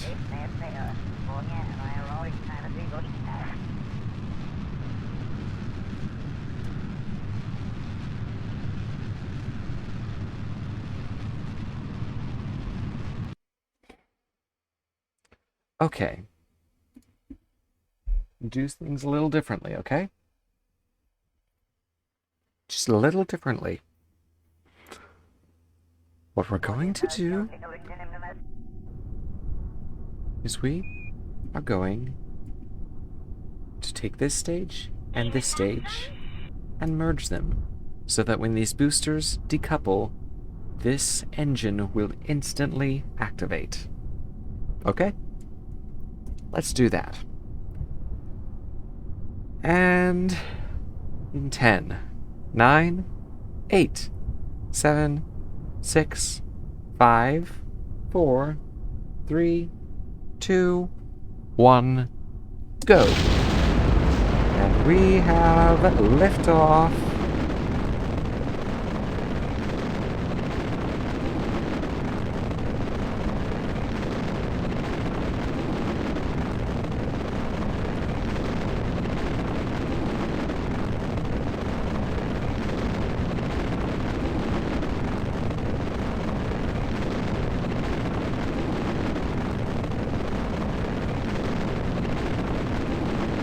Okay.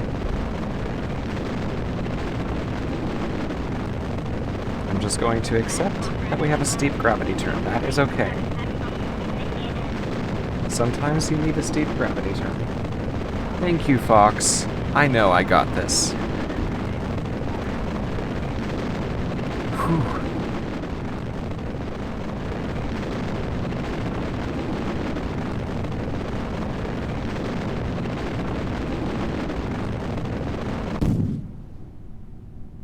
Okay. And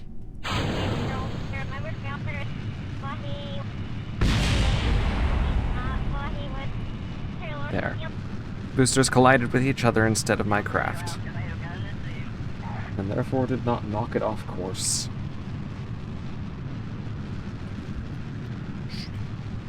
Come on.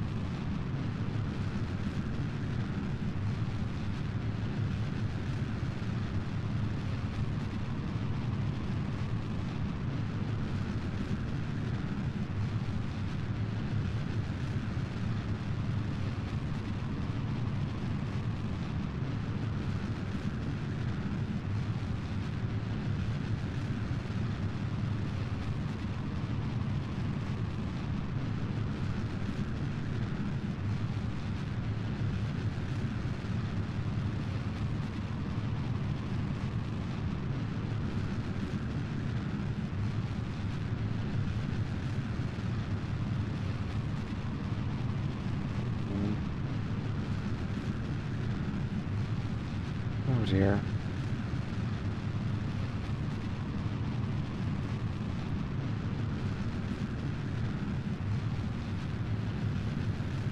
I don't think this engine's powerful enough for this shallow of a gravity turn. I actually might need to go steeper.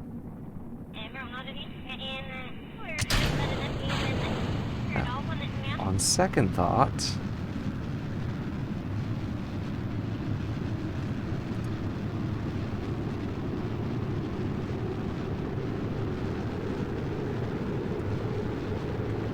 Haha, I can do this.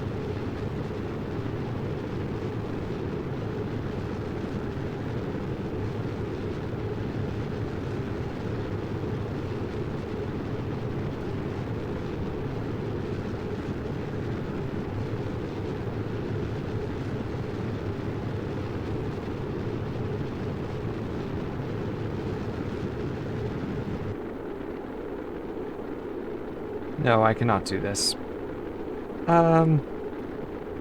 Well, I may have made some errors in judgment.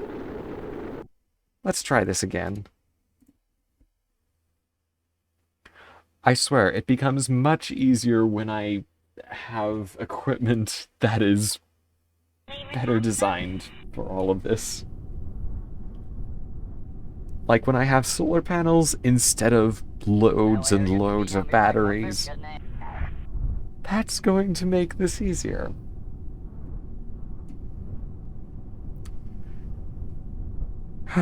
Okay. And this time, a steeper gravity turn.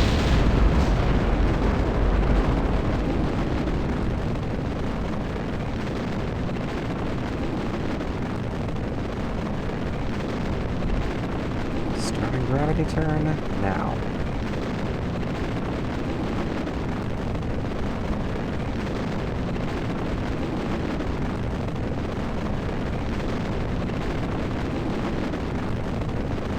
Nope, you are not turning that way. Why is it trying to... Okay.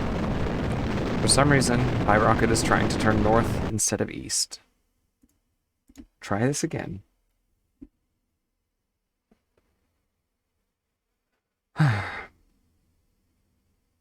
So how are you all enjoying this stream? Blah. I cannot talk today. How are y'all enjoying the stream? So far.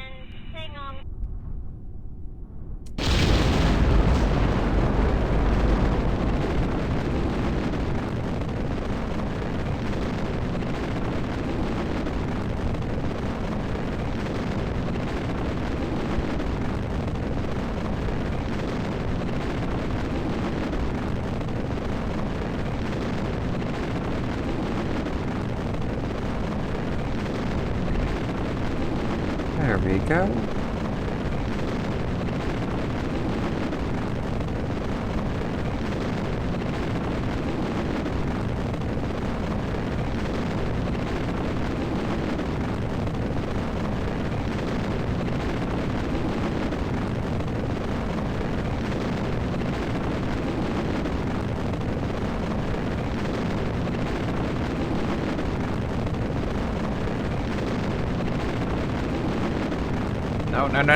No, fuck! Ah! Sorry. I didn't mean to say that.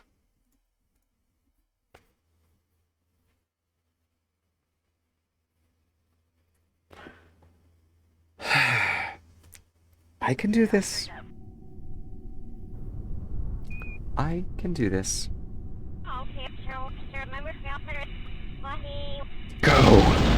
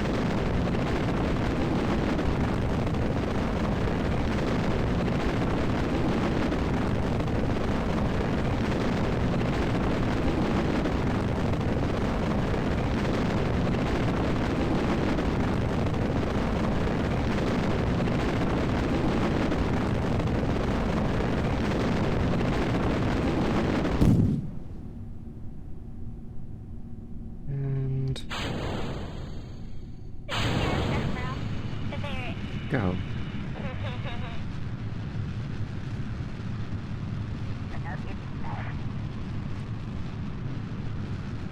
Finally. Jeez.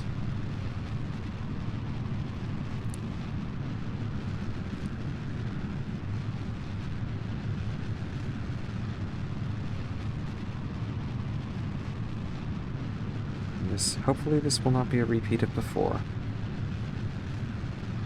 Because I would very much like to actually go to the mine.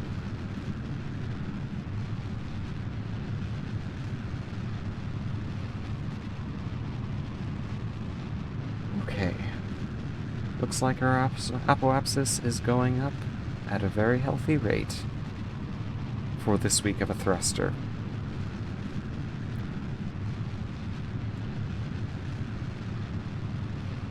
We'll be moving on to the next stage in no time. Come on. You can do it.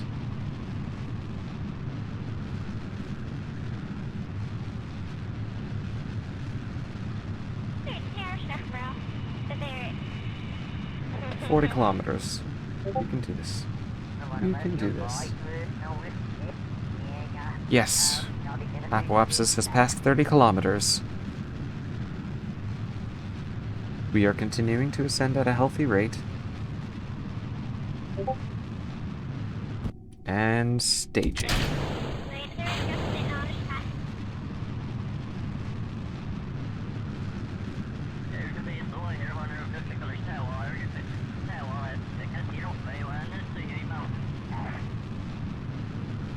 And this time we are not so low in the atmosphere that will burn up all of our equipment.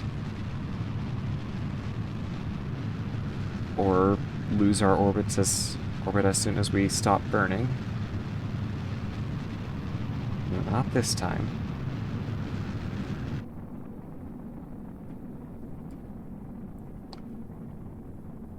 We are going to make it to the mine. Mark my words.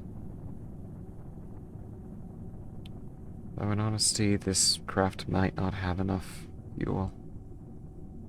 We may have to redesign again.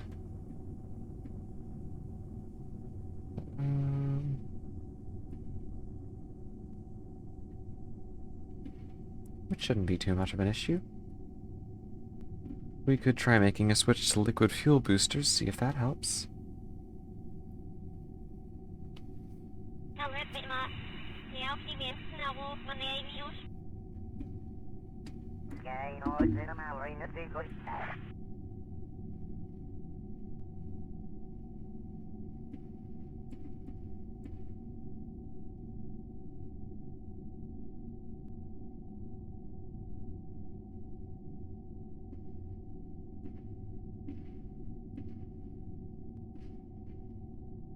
Come on, we can get into space.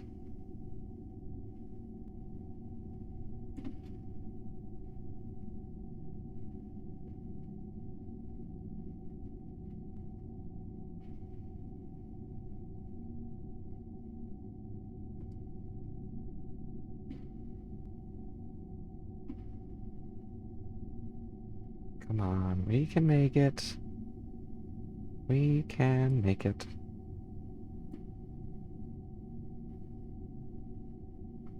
We're at 60 kilometers. 61.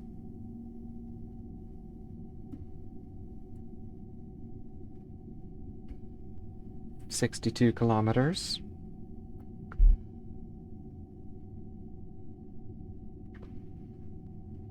$63 kilometers.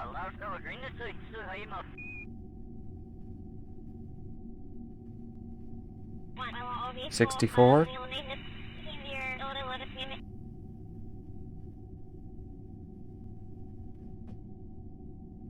65.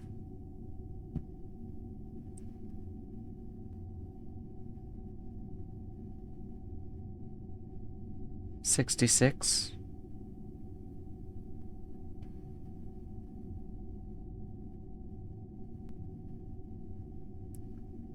67.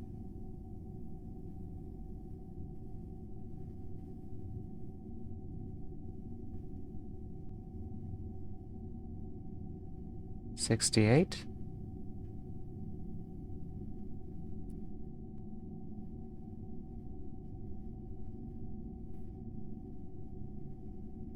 $69.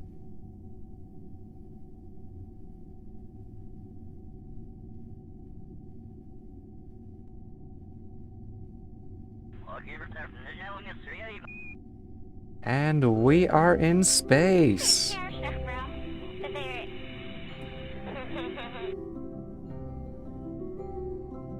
Okay.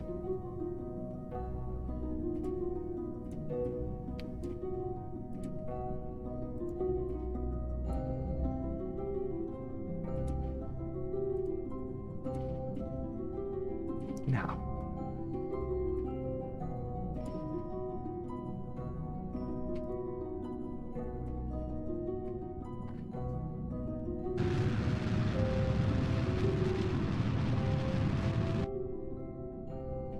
Shoot.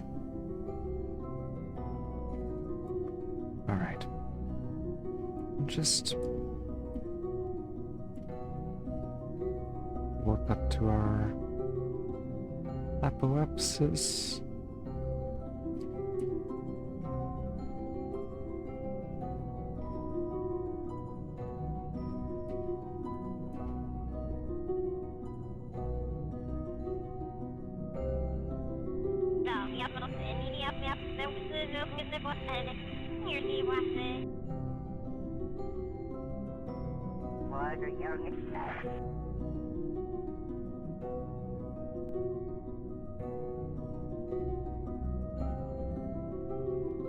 Okay.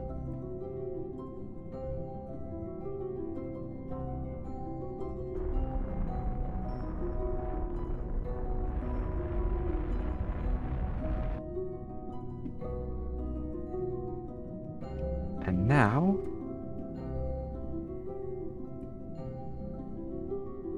we're going to try and go over here in our orbit. Actually here. Because that is where we must burn from to bring our orbit up here. And then by the time we get up here, the moon will also be there, which will bring us within its sphere of influence. We don't want to crash into the moon, mind you. We're just flying past it a little. So.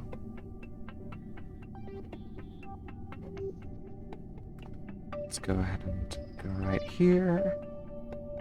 And so we see if we have enough fuel to do this.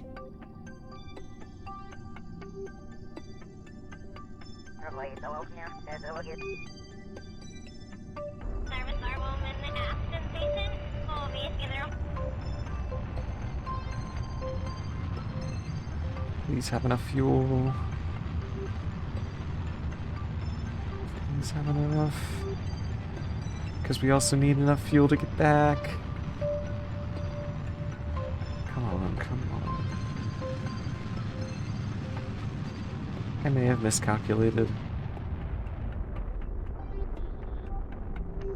On the other hand, we don't need as much fuel to...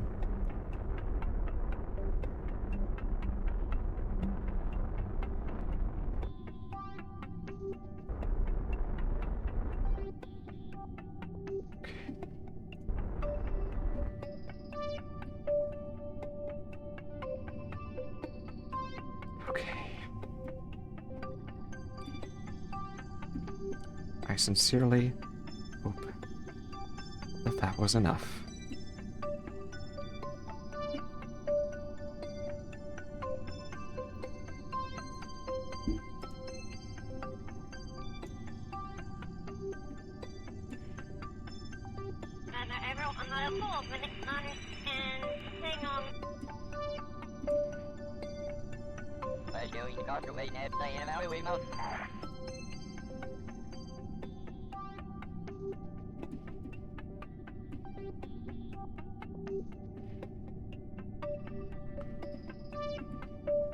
Counter. Okay.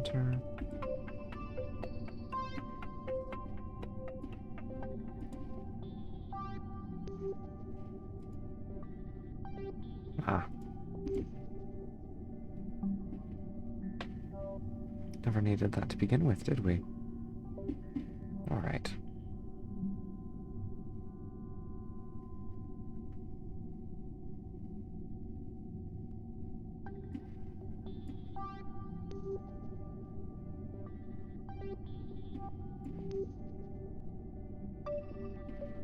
It's warping time.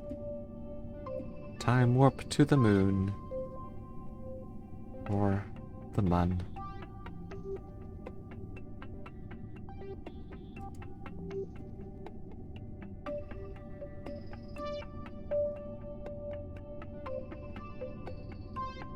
Oh, now since we're high in space around Kerbin, let's do another EVA report for that situation.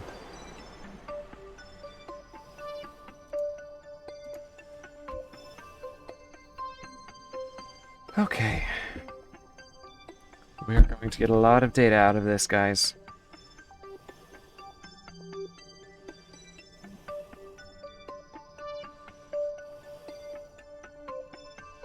Enough to unlock the rocket parts to do this safely and efficiently in the future.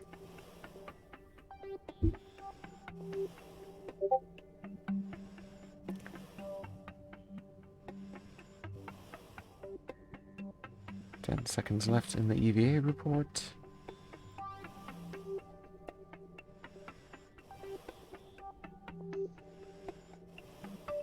And board.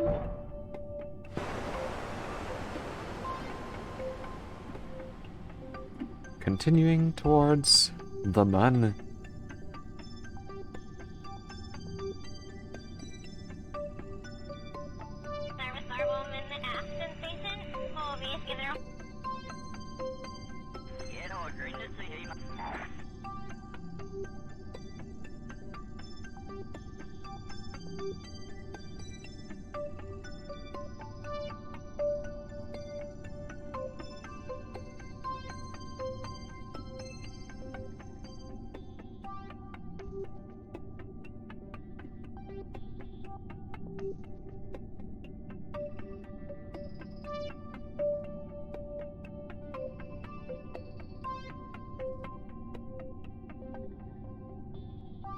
Oh no.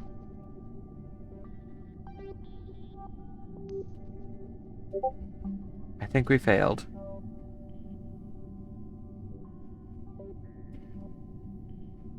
Yeah, we failed.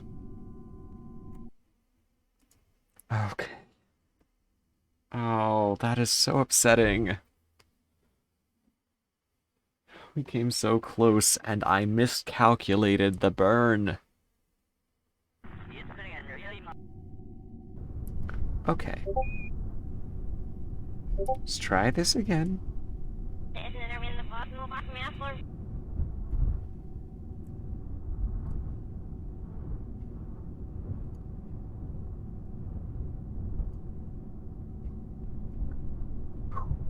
Okay. Okay, let's do this.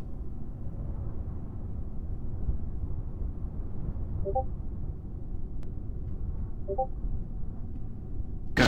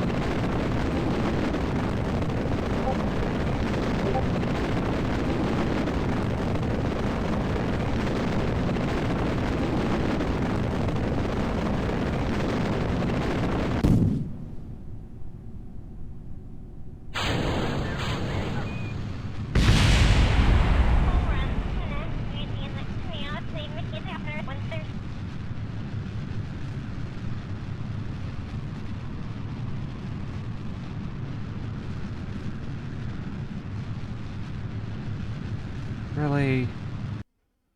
We're dealing with this again? Okay. Try again.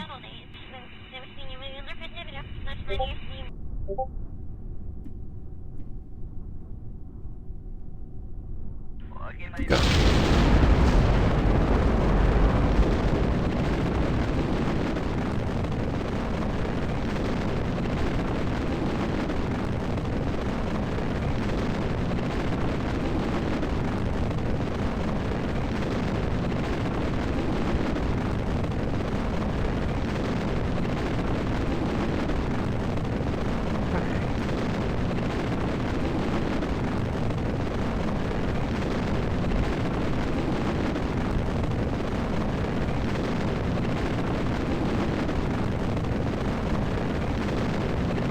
Drink some water while we're at this. And apparently hit my headphones on my mic. Sorry about that.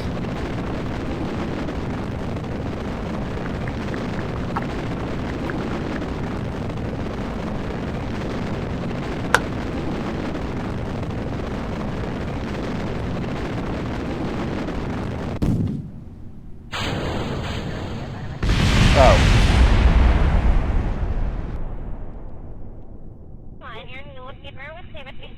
Yeah, sometimes that happens.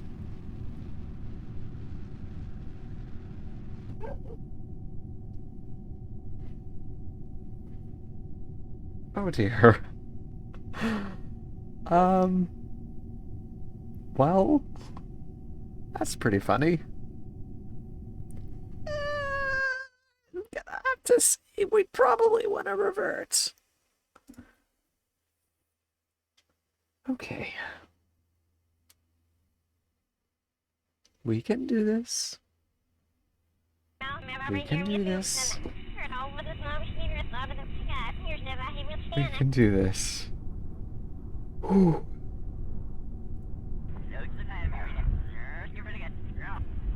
Go.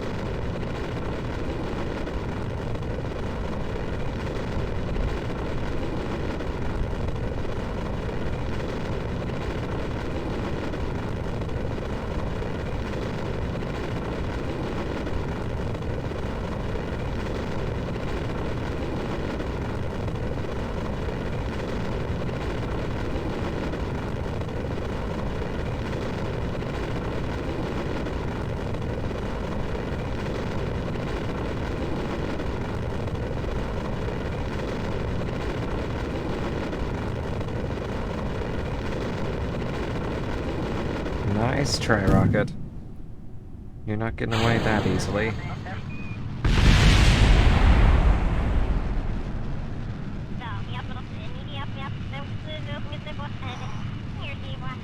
Come on. We can fix our inclination once we move on to the next stage, okay? We can do this. Actually, scratch this. I am going to turn up the thrust limiter on the boosters a little bit. No. No. Even better. I am going to replace these solid rocket boosters with liquid fuel boosters. Because I am tired of dealing with all of this madness.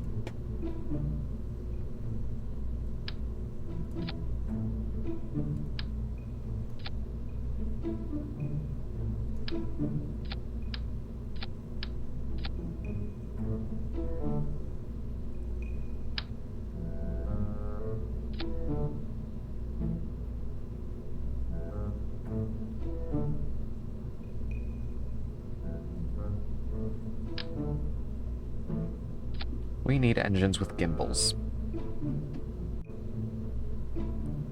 And look at that. We have more delta V as well. 5,600 meters per second. That should be enough, right? We'll add these winglets just in case. Because you know how these rockets are. You've been watching me deal with them for the past almost 3 hours. Speaking of which, it's almost our end time, so once we get through this mission, I think we're gonna end it there. If we get through this mission. What? What just...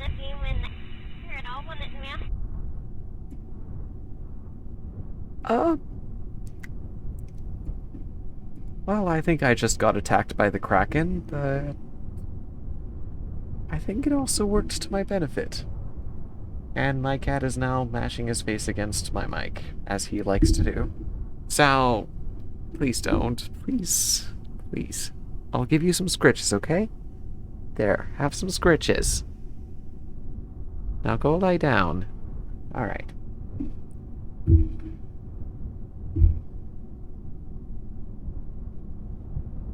There we go. Okay.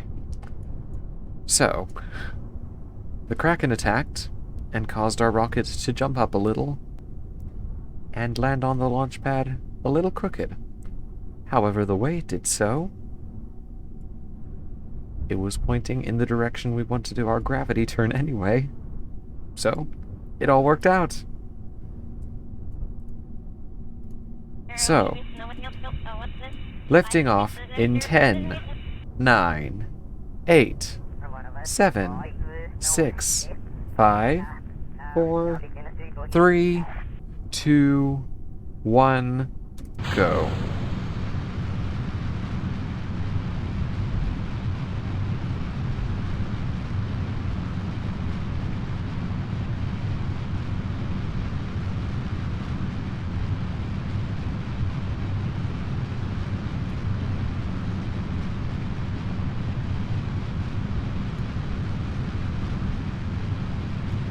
And that, my friends, is how you do a gravity turn. A Kraken-assisted gravity turn, no less. Uh-oh. Is my gravity turn too shallow? Let's tilt up a little.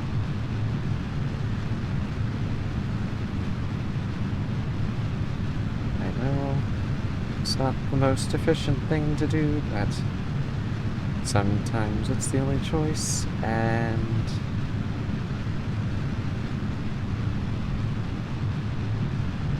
Not that much, though. Because then that happens. Let's try this again. This time, without trying to rely on the power of the Kraken. Alright. No Krakens. No, we still have the Kraken. Okay, fine. Fine. Fine. You want... Okay, fine, Kraken. You want to do this? Well, I'm not accepting your help. We are going straight up until...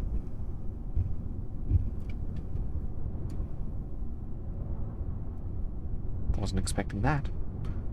Okay. Straight up until gravity turn.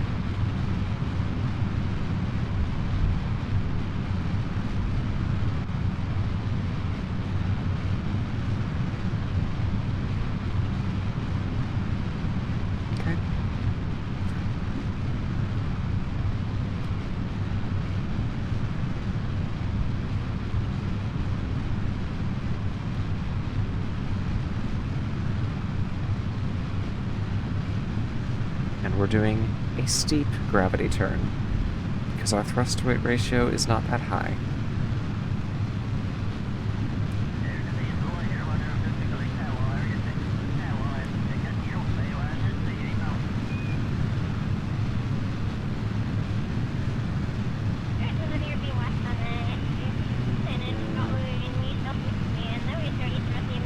gotten through the thickest part of the atmosphere.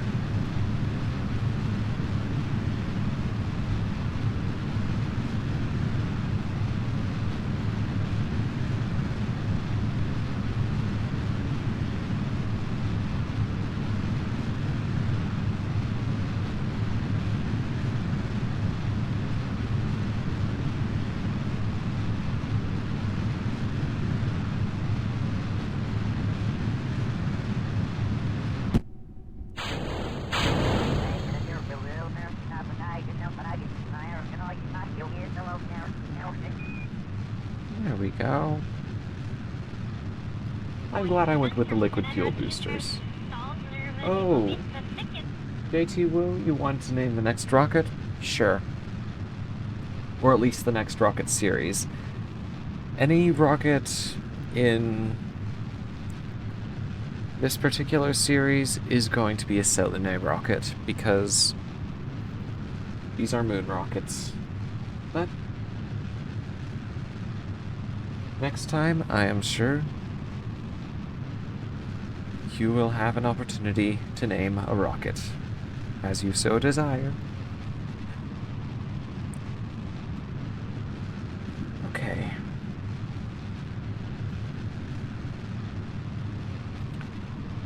So, I know we were a bit chaotic with our orbit, but what we want is an orbital altitude of 100 kilometers.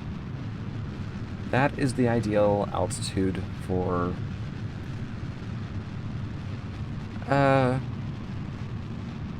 making moon maneuvers and all that. So that is what we will aim for. We have our apoapsis at 80 kilometers. We're going for 100.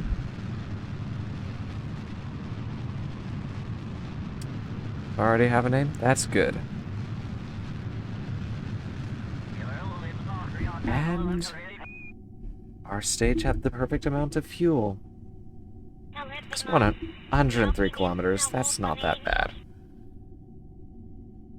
Sal, I know you love me, but we don't mash our face against the arm of our mic. Especially when I'm streaming, okay? You want some scritches? You can have some scritches. Here's some scritches.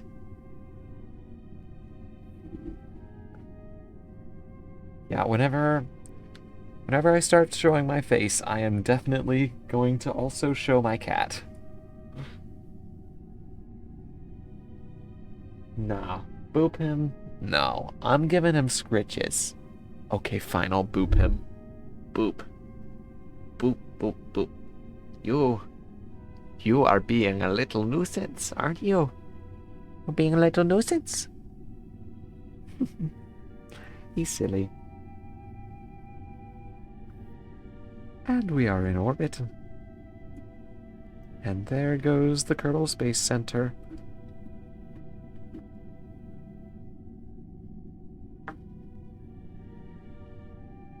I'll let you lie down, Sal. Yeah. There we go.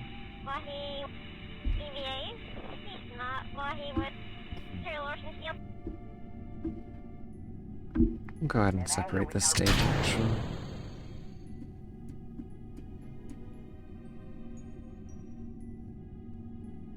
Ah, yes. Oh, the squishes and the scritches. Squishes and scritches.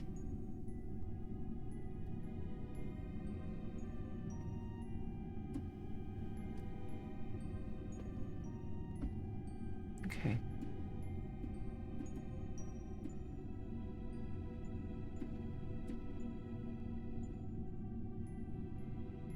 So now, I think we are almost at our apoapsis. And when I upgrade the tracking station, I'll be able to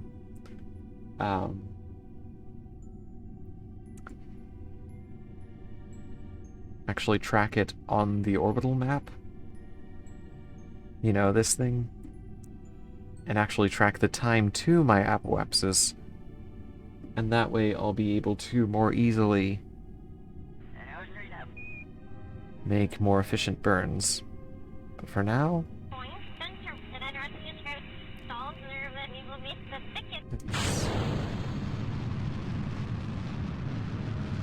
Burn there.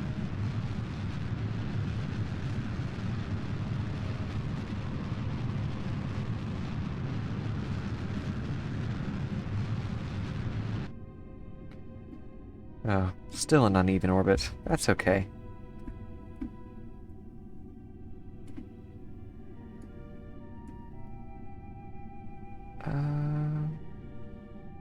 Alright. So what we're gonna do now is perform our Mun injection burn right around here.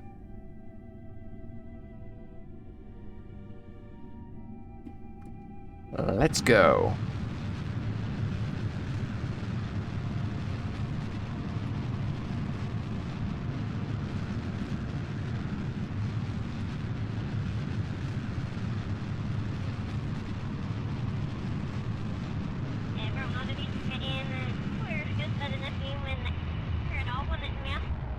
Turning down my rocket throttle so I can exert final control.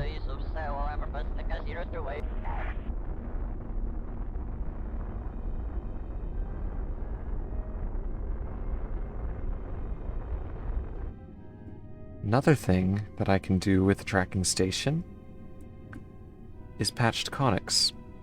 Basically, when my predicted trajectory enters the Mun's sphere of influence, it'll actually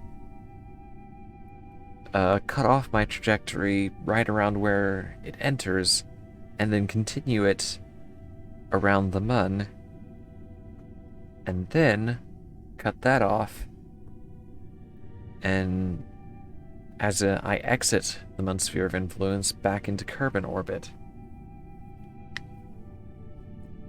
So it'll do all of the fun, complicated stuff.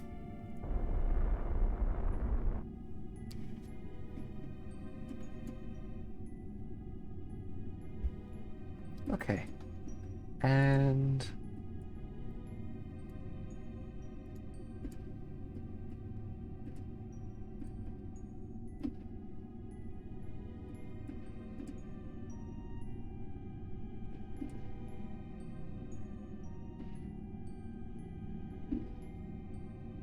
did we have a thermometer?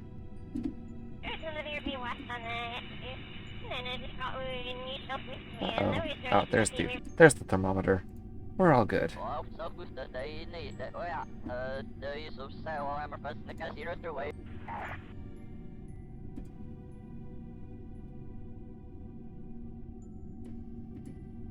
Extend these antennas. Sorry, the plural is antennae, not antennas.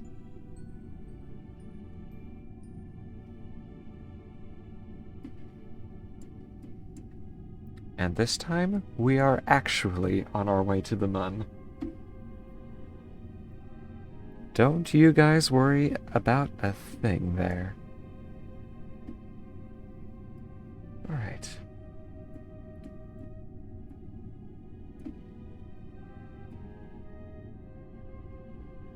So, let us begin the time warp, shall we?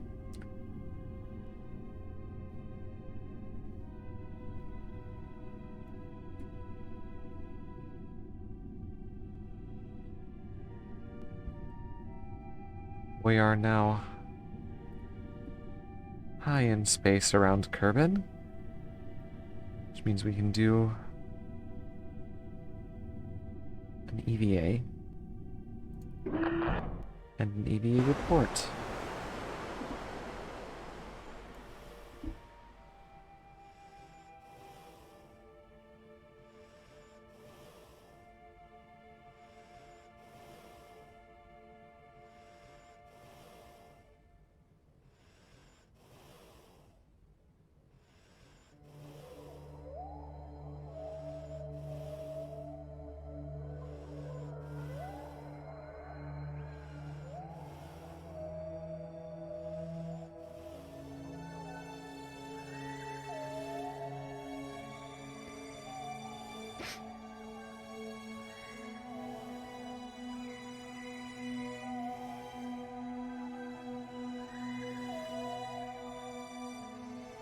Okay.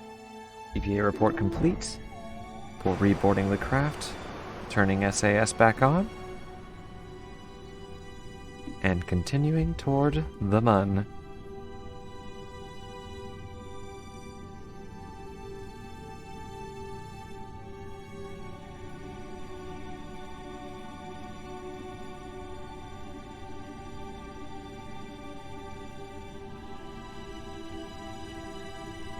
Let's go ahead and have a map view as we enter the sphere of influence.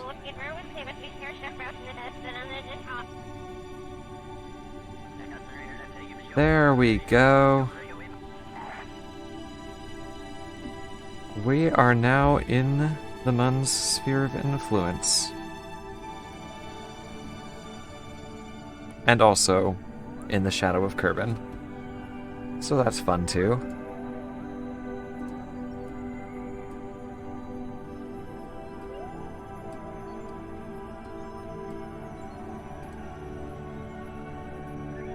Let's run some experiments, shall we? Mystery Goo. And the Science Junior.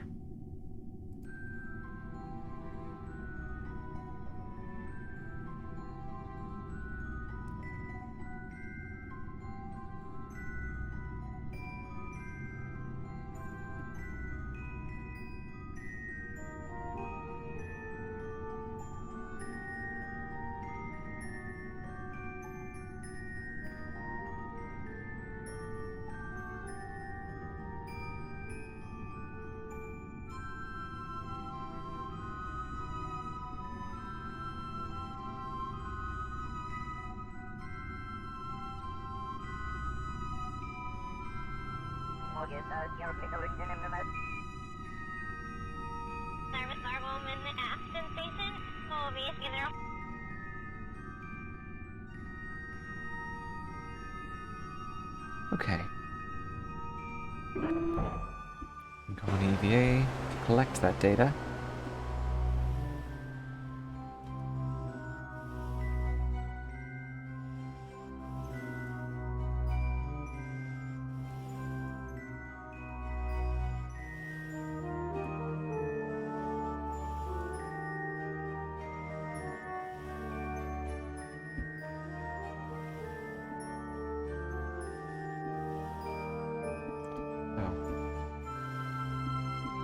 This one. Turn on my spacesuit lights. Wait, which one is it? No, it's not that one. I was going for the right one. I just forgot that I had closed it, so I was confused. Okay. There we go.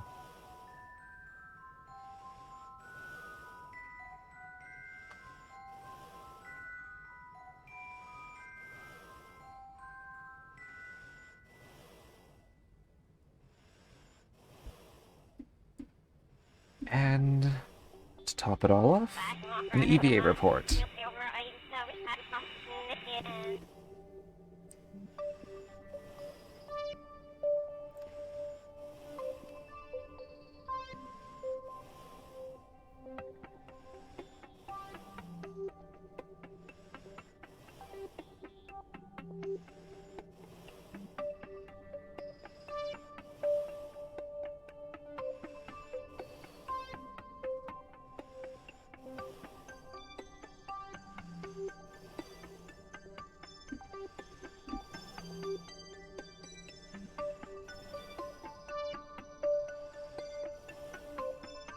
Oh. There's Elu. And boarding.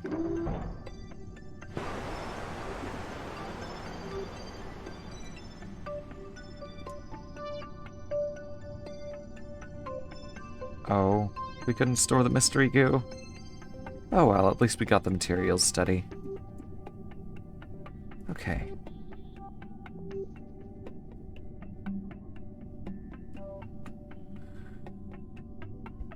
Completing our flyby of the moon now.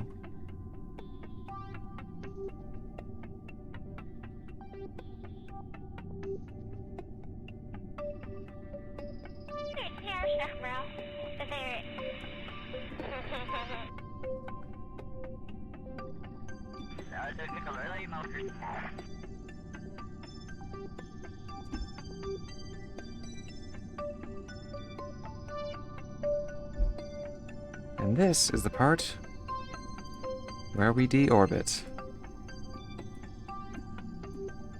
And this is going to be quite the re-entry experience because with how high up we are going to be coming in pretty fast. Which means a lot more re-entry heating, a lot more G-forces, and a lot more fun. And a lot more fire, too. We all love fire, don't we? Okay, maybe not that steep. That would be too much G's. Okay. Yeah, it is 11 past 8. I noticed.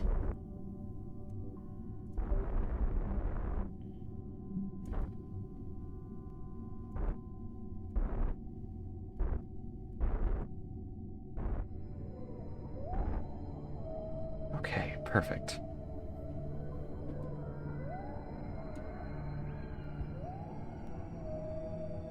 Which means that once this mission is over, I will be ending my stream.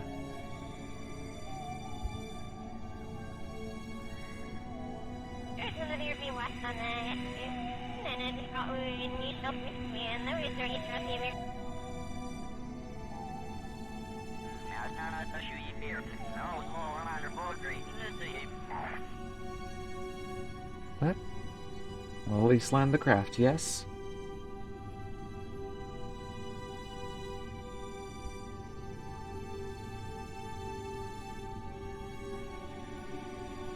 So we are time warping down now.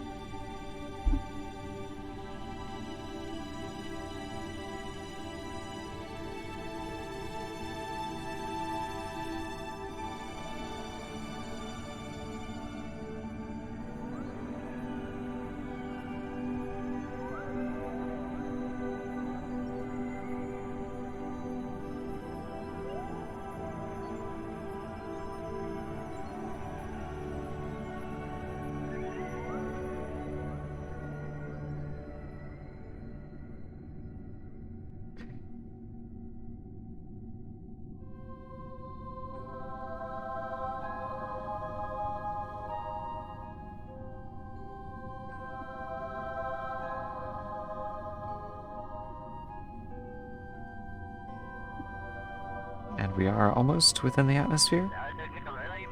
So let's go ahead and ditch this stage. And we are on our way into the atmosphere.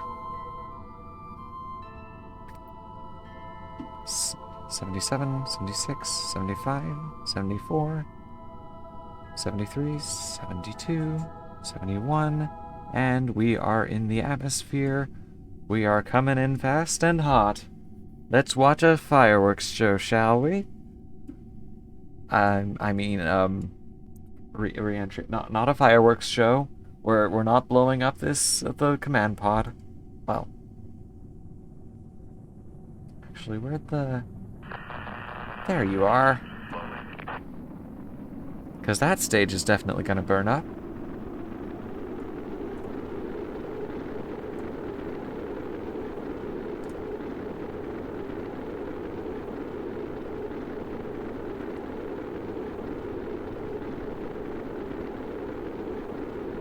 And if the G-forces are going to go up, I might have to stage my parachute ahead of time. Because if Valentina passes out from G-forces, I won't be able to activate it without her.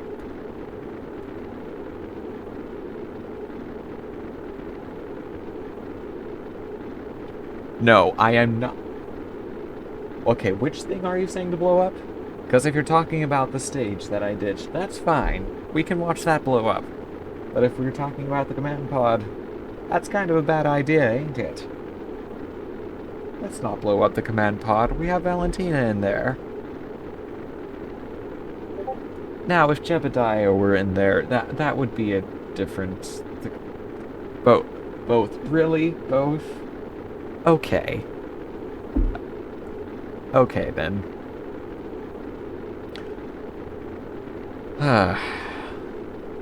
Ain't you real fun?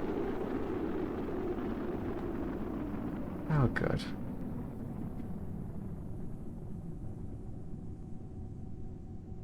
Oh no. We lost track of the stage. Where'd it go?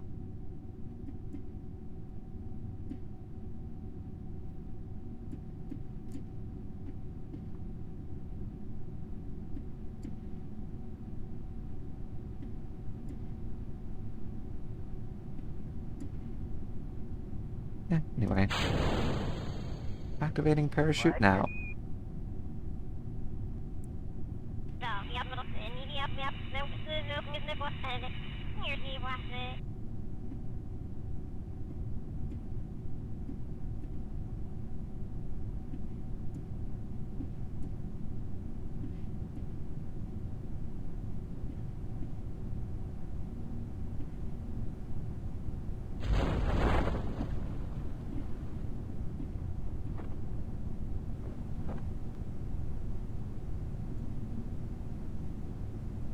At land altitude, because that's what determines whether the parachute fully deploys. Or when the parachute fully deploys, sorry. And it is set to fully deploy at 2,000 feet. 2,000 meters. And go.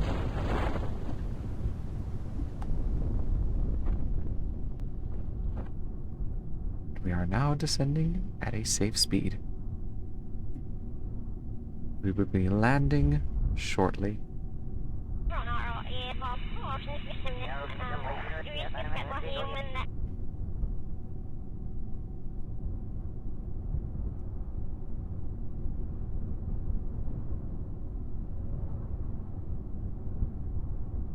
Time warping down.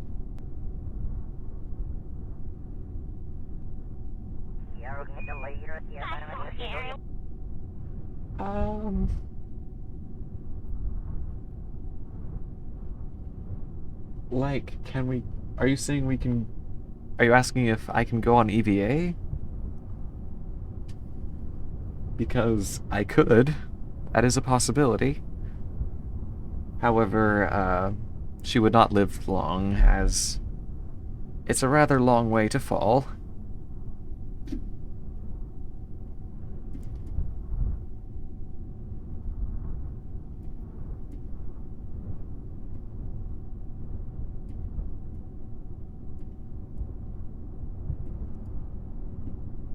I mean, she could cling to the ladder, but that also wouldn't be very reliable, since there's a chance that she could slip. And... we have landed. Ooh, we're in the Highlands. That means more data.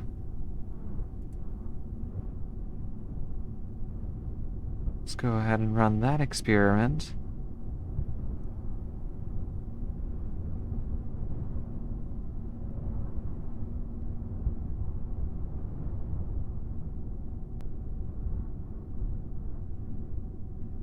Alright.